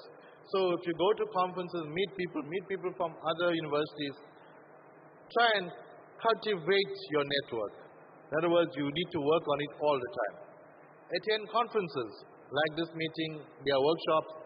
Determine the outcome of it. Follow up on new contacts. So take details, take people's emails, their business cards, find out what they are doing and how you can learn from them. Either do something very new or work with someone who's innovative. So this is one of the things that we as a chemist, we always discuss. Do you want to discover something really new, or do you want to maybe sit behind somebody who's already doing something new and try and learn from them? So both are important. It's important to have absolutely new ideas, but there's always a case to learn from others and to follow others. Have many friends. You will need favors. Return favors. So don't always ask favors. Also help and return favors. So you are not in this journey alone. That's what I'm trying to say. I achieve what I have through friends and through contacts and through networks, because you need them. You can't do it alone. Use your students. Okay, use your students as marketing tools. So as a supervisor, last week I sent 4 students to Cape Town to present at a conference. So they were marketing my work or our work, right? So your students are your face, and use your environment to your advantage. So I always tell the people that I work at the best university in the country, because why? It's so quiet. There's no traffic going into work. You have nature around. You can go for a walk around the campus, and you feel so nice, as opposed to being somewhere like Wits or DUT. Imagine living in that crowded place. But look at Unizulu. It is the most peaceful, lovely place to be, because you can think. Okay? So use your environment to your advantage. Don't always feel bad about yourself. Say you are in the bush or you are... No. You are actually in a nice place. So, okay, I'm going to skip this. So this is how to become a rated researcher. This is more for researchers. Students, okay. So if you are doing a PhD, your PhD is a passport, okay? It gives you the license to travel. It gives you the license to achieve or to go anywhere in the world. I always say it's deferred compound interest. You work hard now, but you reap the benefits, you reap it in tenfold. So whatever years that I took to do my degree and to learn and to go as an apprentice, when I completed that, I reaped it in tenfold. Not all students will be able to follow in the path of supervisors, so this is also true. Sometimes we should not try and emulate or follow your supervisor. Always try and understand that students will be different. Okay, need to explore others. So some students do a PhD in chemistry and they become an investment banker. That is possible, okay? You don't have to do chemistry throughout your life. Look for role models outside your supervisor. This is also important. Your supervisor is not the only expert in your field. Pick 2 or 3 leaders in your field, track their work, try and meet them at conferences, pick their brain, communicate. So also communicate with your colleague. Meet your supervisor regularly, okay? I'll come to that later. Make appointments. Enjoy your work. Have hobbies. So always have a life outside your studies. Right. So, advice for PhDs or for postgraduates. Always listen to your supervisor. May not always be right, but they are more experienced than you. I think our previous speaker spoke about that, about not in age, but in experience. Your supervisor is your boss, so he or she is going to take you to higher places. You have to, in that period of time, respect them and do as you are told.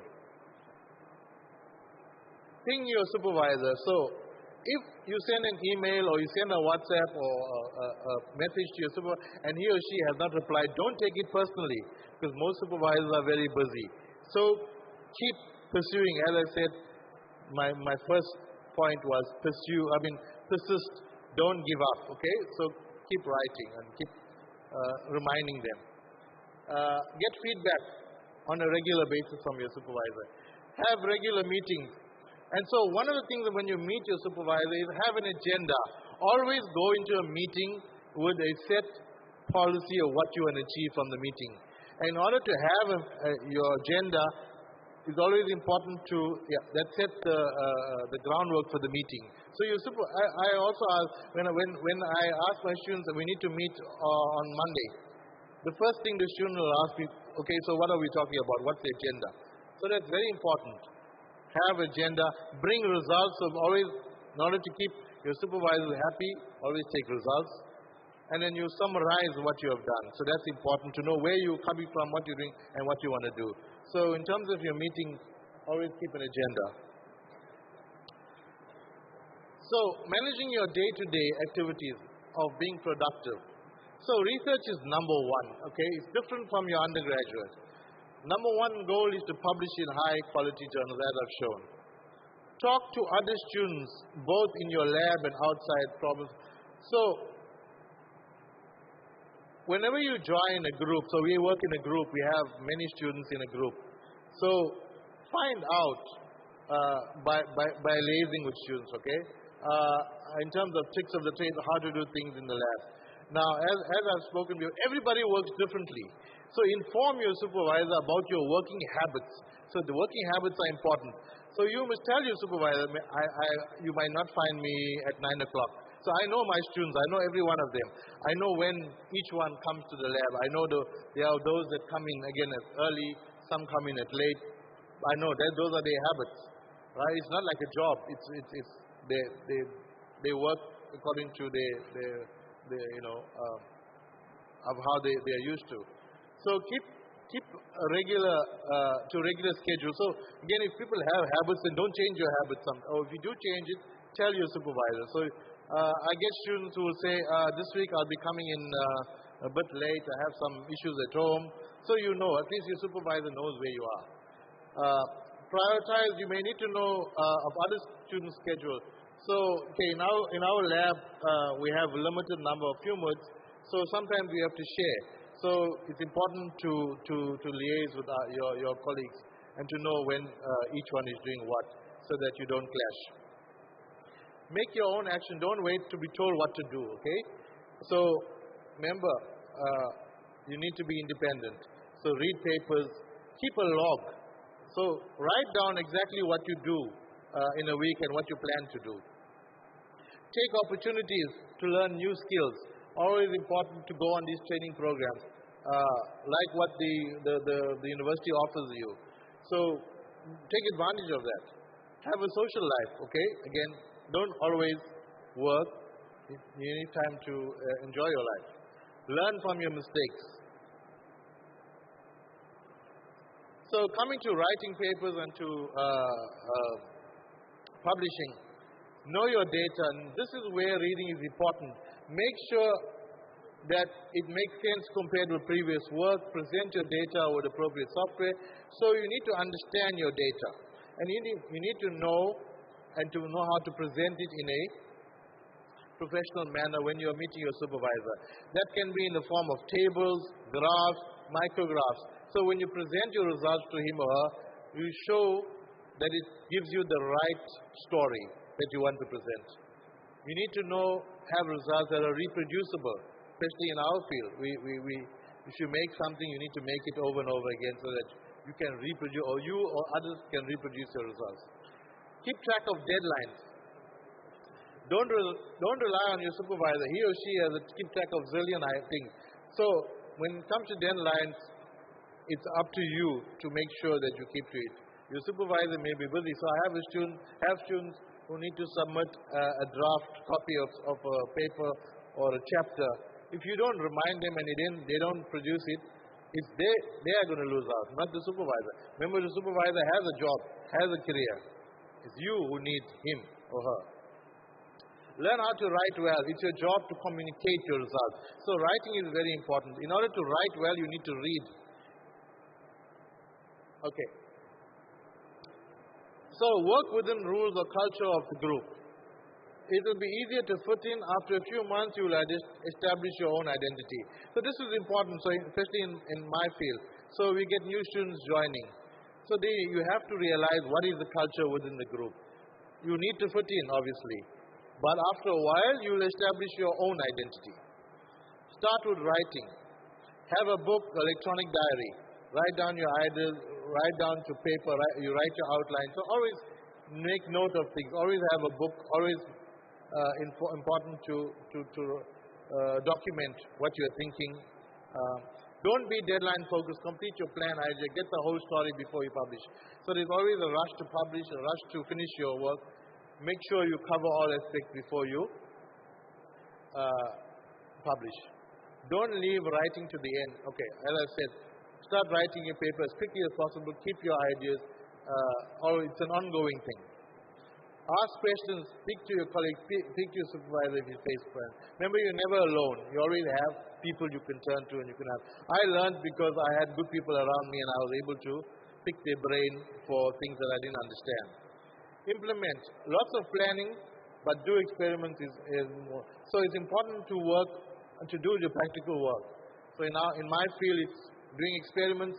You can't not do this work. This is your basic. You have to do the lab work. There's a common problem or mistake with students. This issue of version control. So what do we mean by version? So whenever you write something, you give it a name. You call it, you date it, or you write V1, which is version 1.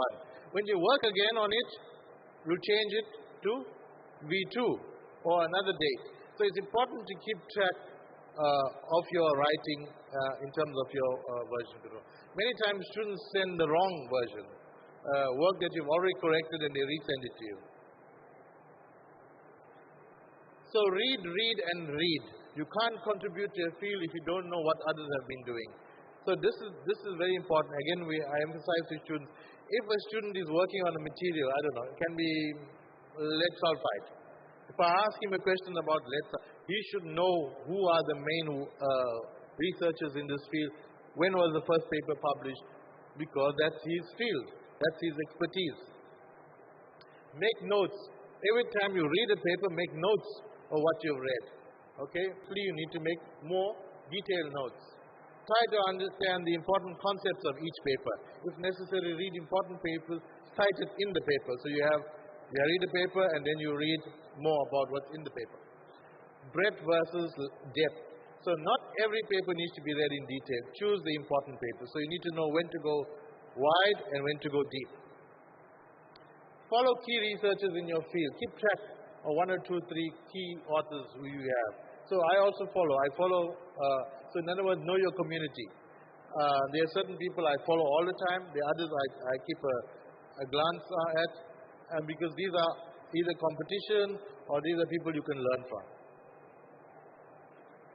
So you need to read extensively in your field or outside. 5 minutes.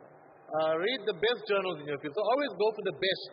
Then you go work to the bottom. Also read journals that are most relevant.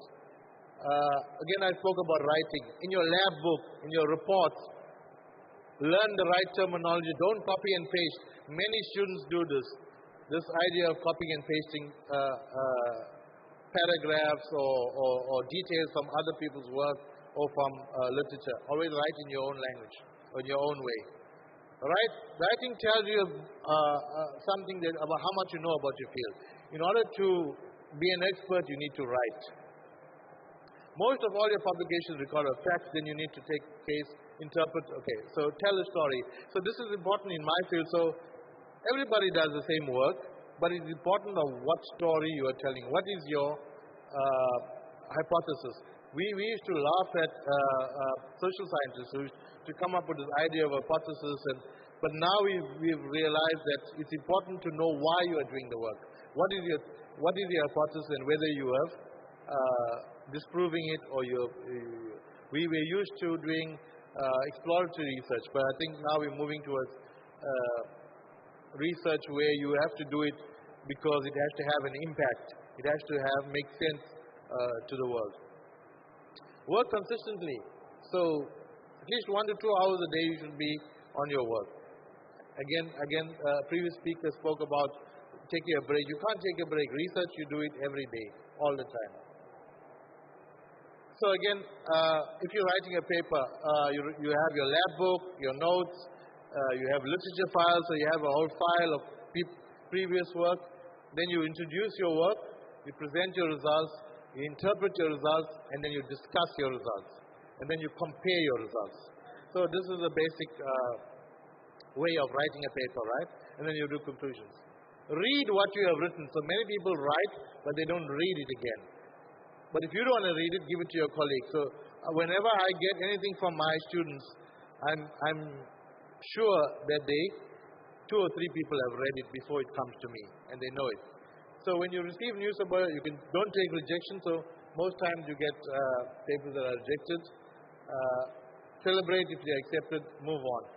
You're only as good as your last paper, right? So that's the motto I have taken in my career. I'm only as good as my last paper. So I always work and not celebrate a previous work. I try to emulate each paper as we go along. Okay, so we've done the work and done the research, and we've worked. It's international, so UniZulu is not some rural university that's doing work on its own. It's part of the international community, and these are some of the collaborators that we work with. These are my acknowledgements. So the postdocs, these are 2 of the guys who are with me at the moment, Dr. Masakani and Dr. Khan, and these are the students that we have. Again, it's important to have the right equipment to do the work, and so this is the new microscope that we have, will be commissioned, which is being in the process of being commissioned, and it will be the only one in Southern Africa. It's worth 23 million, and it gives us the edge over other universities when it comes to microscopy and materials characterization. So I thank you.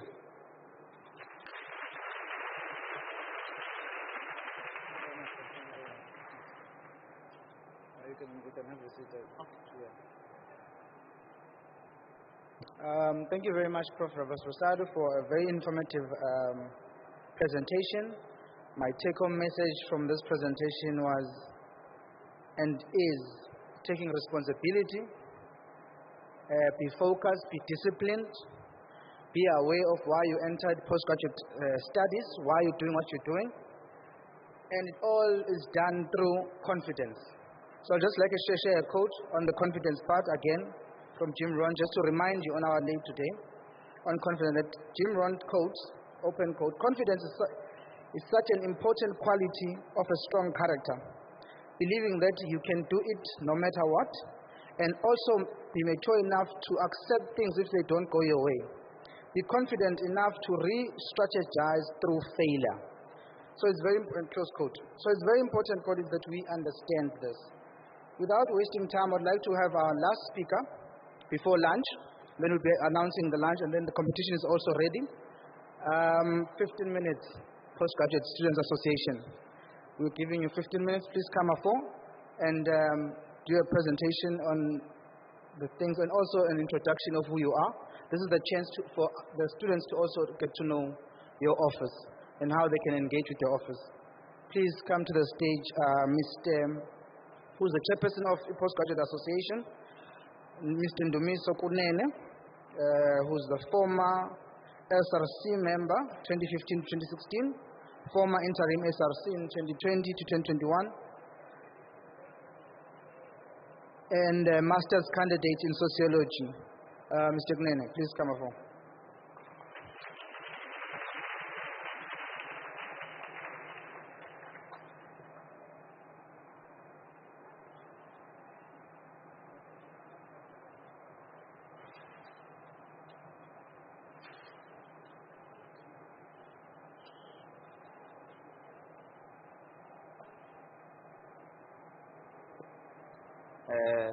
Thank you very much, Program Director. Greetings are extended to the House. All protocol observed. Mine is very short. Standing up for you is Imbizo Kunene. I'm here to introduce the structure of POGSA. At the Gala dinner, the Secretary General of POGSA, because this is a structure that is not just a society, emphasizes that leading this structure, it is a structure that has an obligation to achieve all objectives for POGSA. So, mine is very short. I'm only standing up for you to introduce the structure. I will just shoot straight to the introduction of the structure. One, the chairperson is standing up for you. The deputy chairperson is Andy Lengnega, who is a master's candidate in sociology. The secretary is Andy Lemtembu, who is also a master's candidate in development studies.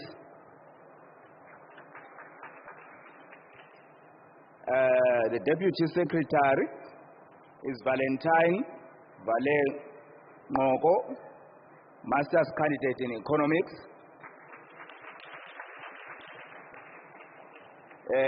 Treasurer, it's Miss Kukulet Ngobo, B.Ed Honors in Language and Education.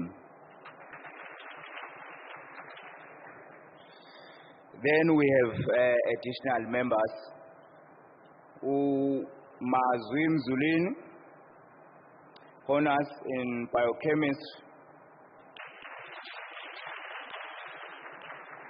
Bonelo Mazibugo, Honors in Communication Science. Mr. Mzulini, Mr. Muzwagiti Ntabati, Honors in Sociology. Miss Glenda Horton, Masters in Economics. Then the Secretary will be presenting the POA. The proposal, which is our POA for the structure. Thank you. Thank you, Chair. Thank you, Salo, or the President of POGSA.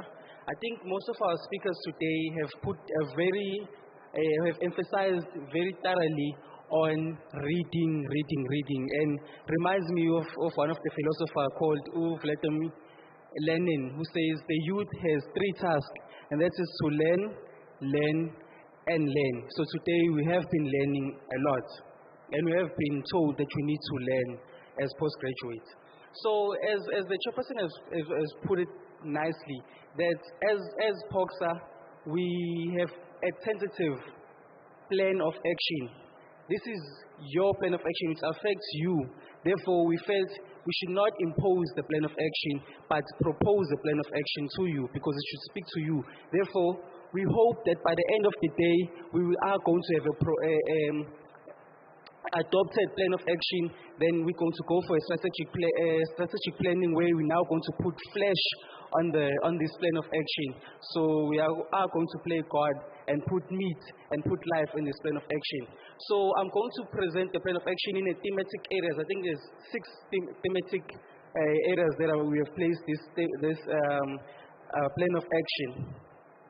So the first one is having POGSA accessible. As POGSA executive, we believe that we should be accessible to all our constituents, be it part-time, who are probably working overseas or out of the province, or full-time scholars, which are like myself and yourself, who are always on campus. This is how we plan to do this. We are going to have a postgraduate coffee break sessions. These coffee break sessions are going to be hosted once a month. They are going to be virtually, where we are going to meet as postgraduates to discuss issues pertaining or different topics. Can be pertaining our struggles on campus, or it can be in various trending topics that we can discuss. This one will create a platform where we know each other, which is social cohesion, but 2, so that POGSA is going to be on par with day-to-day challenges of all postgraduates, so that we don't only meet in functions, but we are visible to you on every month. But also just to also invite other students from other universities, and also invite speakers, so that maybe we choose a date. I think after this session we are going to choose a date where we're going to have this, maybe say every once a month we meet on a Monday at 1 o'clock, where everyone is on lunch, to have these coffee break sessions and discuss various topics, whether science related or social science related. But I think this would also improve us in terms of engagement and how we articulate, because they're also going to lobby other universities to join us in these coffee break sessions. We are also planning to have consultative outreach programs. As POGSA executive, we have an open door policy. As POGSA, we have an open door policy, but one must appreciate the fact that we are not always going to be available, because we are students ourselves. But as POGSA, we are going to have one day in a week where we are going to dedicate it for student matters. We are going to use this day to visit all our labs and have a face-to-face or physical interaction with our constituents. We are also planning on having our POGSA t-shirts, where on this particular day, again, after this session, we're going to have a strategic planning where we're going to put a date, or we also open for submission in terms of which dates that we think we can have a postgraduate day within the week.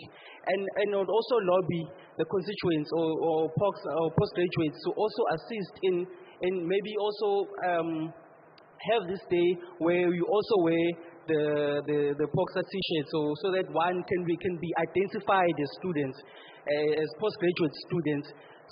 But we can also do this through fundraising, or also if we can also support one another. Maybe say that you place your order, we put a design and have a postgraduate t-shirt, so that we wear it on this postgraduate day.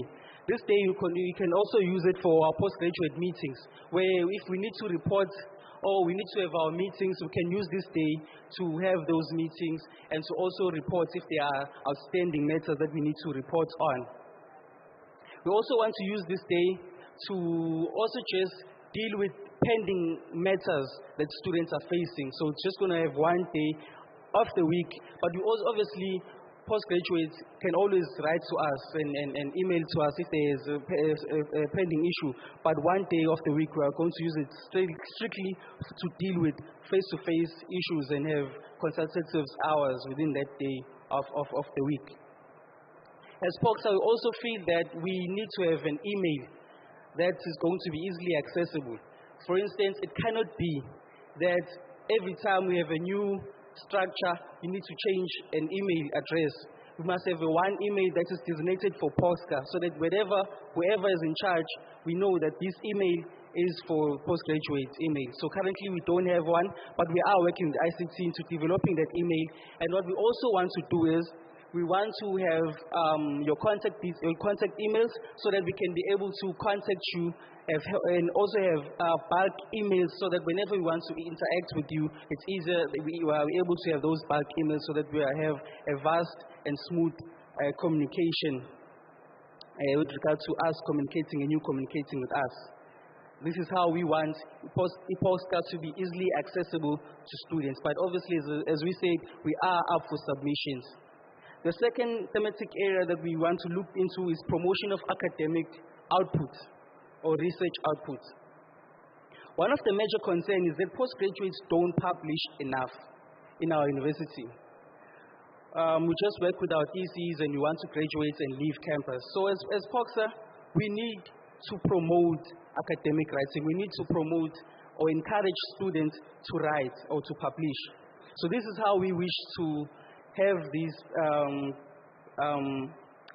promotion, this is how we want to promote. One, working with Writing Center and the Research Office, we should have an academic writing seminar that will be followed by an academic writing competition. And the winner would have to work, they would have their work published. So we are going to lobby the Research Office, we are going to be working with Writing Center, we are going to be working with the library to have this seminar, one, for them to come to us and inform us how to write a paper, how to write a globally recognized article. After that, we should be followed by a writing competition where a winner would have their work published. This would be, we feel that it can promote or encourage students to write more, but also to appreciate academic writing. POXA will also engage internal stakeholders and external stakeholders to assist in identifying journals, journals which that can assist us and also just to capacitate us in how to do academic writing. We also aim at inviting these publishing establishments so that they capacitate us in academic writing through workshops. So again, working with the Research Office, we are going to need more workshops that we're going to be capacitating us in terms of academic writing and how to publish. But we also would like to work with supervisors to engage all stakeholders that can assist us in having a platform where we can engage supervisors so that we promote co-publishing between a student and a supervisor. So that supervisors not only push you to write your thesis, but also encourage you to publish. We understand that on the pipeline, the Research Office are currently working on something of that nature, Mr. Manuel, but as POXA, we are going to advocate that students take this initiative forward, that students form part of that so that we promote academic writing. I think this is how we are going to be promoting academic writing and increasing research output by students. From honors, I think we should be able, by then we should be able to start appreciating publicizing in your work. The third theme is innovation. UniZulu is structured for relevance. Charles Darwin in his 1859 book, The Origin of Species, once said, if you don't adopt, you die. In the ever-changing world, innovation is very critical. We really need to encourage innovation. Research-driven innovation. We are aware that the university has departments that are thriving in these, such as your consumer science, your computer science, your entrepreneurial departments. But we're saying that as postgraduates, we are very innovative. So we believe that we have many innovators within the university. In fact, within the mist, there are a lot of innovators here. So we should expose these innovators so that we encourage more innovation. POXA hopes to achieve this in the following way. One, have a research and innovation day where we invite external partners or potential funders or sponsors and have students present their innovation or research and others exhibit some of the work that they've done in their labs. This one would promote and encourage other students to be innovative in their project, and it also conscientize students about, we once attended a computer science seminar where they were speaking about the project that they're currently doing. There's so many great ideas that are packed in those labs, and we want them exposed. We want students to know about this project. Very great, innovative ideas that I think can make an impactful change within the university and within the society itself. So we think that those innovations must be exposed. And as POXA, on this day, we think a lot of ideas would come out, and a lot of these ideas would also be improved because we're also going to bring in sponsors. And also IP within the research office, I think they should also form parts of this innovation day. The fourth one is preservation of IKS. Indigenous knowledge system, which is known as IKS, is very crucial in keeping our identity as Africans. In the world where globalization is occurring at a very rapid speed, we need to change with the world, but ensure that we keep our Africanness. The university goes as far as saying we are a node for an African thought. Let's protect these African ideas. As a university that is situated in rural-based environment, we should be the core preservers of IKS. But very shockingly, majority of our students are not even aware that we have IKS in existence. As POXA, we want to conscientize students on IKS and the benefits of conducting research that speaks to IKS. This will be done in the following manner. Working with the IKS office, I think last time I checked, we did have a IKS center within the university, so we need to expose it to students. We aim to have workshops where we invite all IKS stakeholders, researchers on campus, and engage students on doing IKS-related research and how it may benefit. And also, I know that we have an IKS funding opportunities. So you might find that there is a student that are currently doing an IKS-related student, but they are not aware that there is an IKS center within the university, and there are funding opportunities if you are doing an IKS study. So we want to expose students to those benefits. So this is how we play. So the fifth one is creating a postgraduate friendly environment.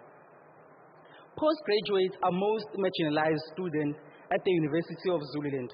Majority of us are not funded, and we struggle with the basics such as accommodation, studying environment, and up-to-date science labs for our research. Those doing agriculture research struggle with how they can keep their research specimen. For instance, you have them, if you're doing your agriculture, you go and you plant, and then the community members, all students come and they steal your specimen to end up having a year or adding a year in doing your research. We also have those who have rats who will find rats dying in their labs. So we're saying as POXA,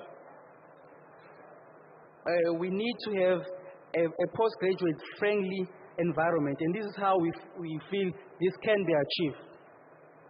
We propose the famous postgraduate village. I mean, we've been hearing everyone talking about postgraduate village, but we now think it's high time that we do put it into action. Working with the Department of Housing, the SRC, Convocation, and all stakeholders involved, this dream shall see the light. Postgraduate can never be housed with undergraduates. We believe that postgraduate students should be accommodated. There should be accommodation set aside for postgraduates, which is conducive for postgraduates. Those who are conducting research and labs should always be closer to their project. Those who are over access with silence and shielded away from chaotic environment of undergraduates who are overexcited about varsity life. Postgraduates need a space, basically. So having a postgraduate village will assist university in getting more research output from postgraduate, because you don't perform excellent in an environment that is not conducive. And another thing is, we recently received a letter saying that we need to evacuate our housing, our accommodation as postgraduates. If we have a postgraduate village, that could never happen, because you know that postgraduates have a certain time that they need to work, and they have a very unique environment, need a very unique environment or space. So as POXA, we're saying postgraduates, one, we're not going anywhere, and two, we need that postgraduate village. And we want to speak about postdoc residents. The university needs to encourage more postdocs who in turn will be on campus. We know that if you're having more postdocs, we can be also mentored as postgraduates. Not only have assistance from your supervisors, but you can also have mentorship from postdocs. So we need to encourage more postgraduates to come to the University of Zululand, and how this can be done. We understand that postdocs don't earn much. So what we are proposing that there's a staff accommodation that is situated after Sipeto. I'm not sure what it's called, but there's a name for it. Las Vegas. It's called Las Vegas. Yeah, Las Vegas. It's called Las Vegas. What we are saying as POXA, that accommodation should be specifically catered for postdocs and PhD students, because we understand that they don't earn much. And this one, what we'll do, this would encourage more postdocs to come to the university, because we understand that the environment is friendly. They need to be around campus so that they have access to Wi-Fi and labs and everything, so that they increase research output. And they'd also be closer to the students so they can assist us as master's candidates to also further our studies. But most importantly, the university should not charge them that much, because they understand that they don't earn very much. So they can have the deal to say that you pay this certain amount, but so just so that they pay, but don't charge them that much. In that case, you'd have, because currently the status quo is not conducive for postdocs. So as POXA, that must change. Computer labs for postgraduates. Postgraduates work throughout the day, and some of them are employed, or some of them do voluntary work. And some they work best at night. So as POSCA, we're saying that the postgraduate lab should open 24 hours, 7 days a week. And it cannot be, I want to put emphasis on this one, it cannot be that a key of postgraduate lab stays with the student. No. We have security personnel on campus, we have cameras, so we do deem it safe. Therefore, we're saying that the postgraduate lab should be, the key should stay should be held by a staff or a security personnel, and it should be open 24 hours so that we can access labs in every time of the day that we wish to, that we feel it's conducive for us to work, because we know that during the day there's a lot of noise and we work best at night, some of us. So we're also planning to have that lab refurbished as POXA. We have identified an organization such as PPS. They do have a program where you can write to them a proposal, and then they can come and refurbish your learning environment, your learning space. So we feel that it's our social responsibility as POXA. You may not see the benefit immediately, but we feel that those labs should be refurbished with more computers, with up-to-date computers, working computers. So we're not only going to ask for the university, but we're also as POXA saying, let's go and find other sources that can assist us. So we are still currently working with the outgoing, I'm not sure if it's outgoing, academic officer to assist us in that process, because he is acquainted with PPS in assisting us in ensuring that we have a conducive lab or working environment. I'm told that I only have a minute remaining. So in conclusion, we are going to have this plan of action posted out to everyone. In conclusion, I just want to say this, Dr. Mangale, as I conclude. Colleagues, one must appreciate that we may not achieve most of these goals and ambitions, but with the assistance of everyone in this room, we can kickstart the revolution. My belief is that we are aiming for one thing, and we may look at it differently. The approach may be different, but we all are moving in one direction. Let us help one another. This is the only piece, what I'm currently reading is just a piece of paper with a lot of ambitions. Let's play God, Mr. Mangale, and let's put flesh in these ambitions. The University of Zululand has potential. In Lebanon in 2020, a massive chemical detonation occurred, and most people thought it was a bomb. It trended, we all saw it on videos, where a huge explosion occurred in Lebanon. Most people thought it was a bomb, but it was only after a thorough investigation, it was discovered that it was ammonia nitrate fertilizer. Now, fertilizer is used positively in agriculture to enhance planting and increasing food. So it's used, agriculturists would use it very productive, and it's a very productive source for agriculture. But if it's stored in an environment that is not conducive, it is very explosive. So in the University Zululand student, there is potential. There's a lot of potential. I believe that we have a global, we can compete with global environment, but we need all the support. The environment is currently not conducive. But if you are working together, both the external stakeholders, the internal stakeholders, and the students, the supervisors, I do believe that the result that we can yield will be extraordinary. Therefore, asisebenzisane sonke kuningi esingakuzuza. Ngiyabonga. Thank you so much.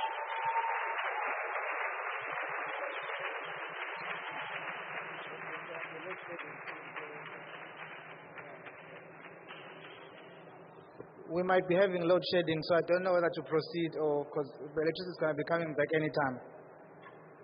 So thank you very much to the Postgraduate Association, Students Association, from the chairperson to SG. I like what you're saying, SG. So we are happy that you are also taking responsibility in what you need before you pose a challenge. And I'm glad that you did not blame the university, but you looked at it in a very strategic position of how you're going to impact as a Postgraduate Association, working with these students, even those that are not here, who are part-time. From the Faculty of Education who are teaching, they must be included in your plan and find a way to incorporate them so that your plan can be a success. So it's very important. So thank you very much for a very robust plan of action. We are happy.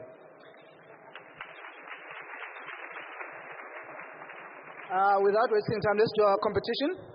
So I'll pick a name, then we'll call you up to get your present.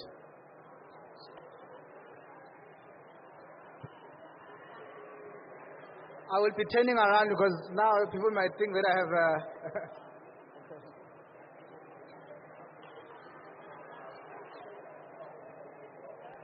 The first name is Mchalibongi Wetandega.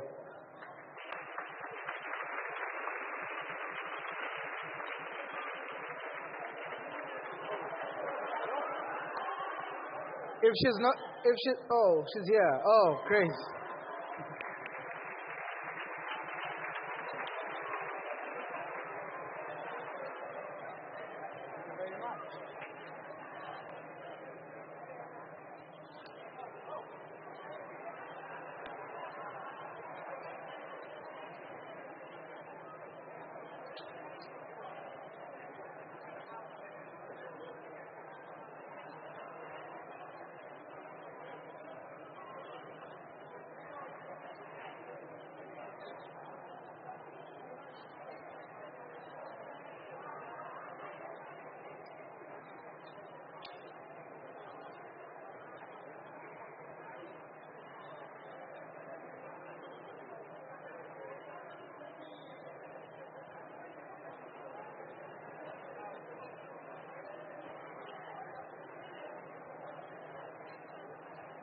A second one.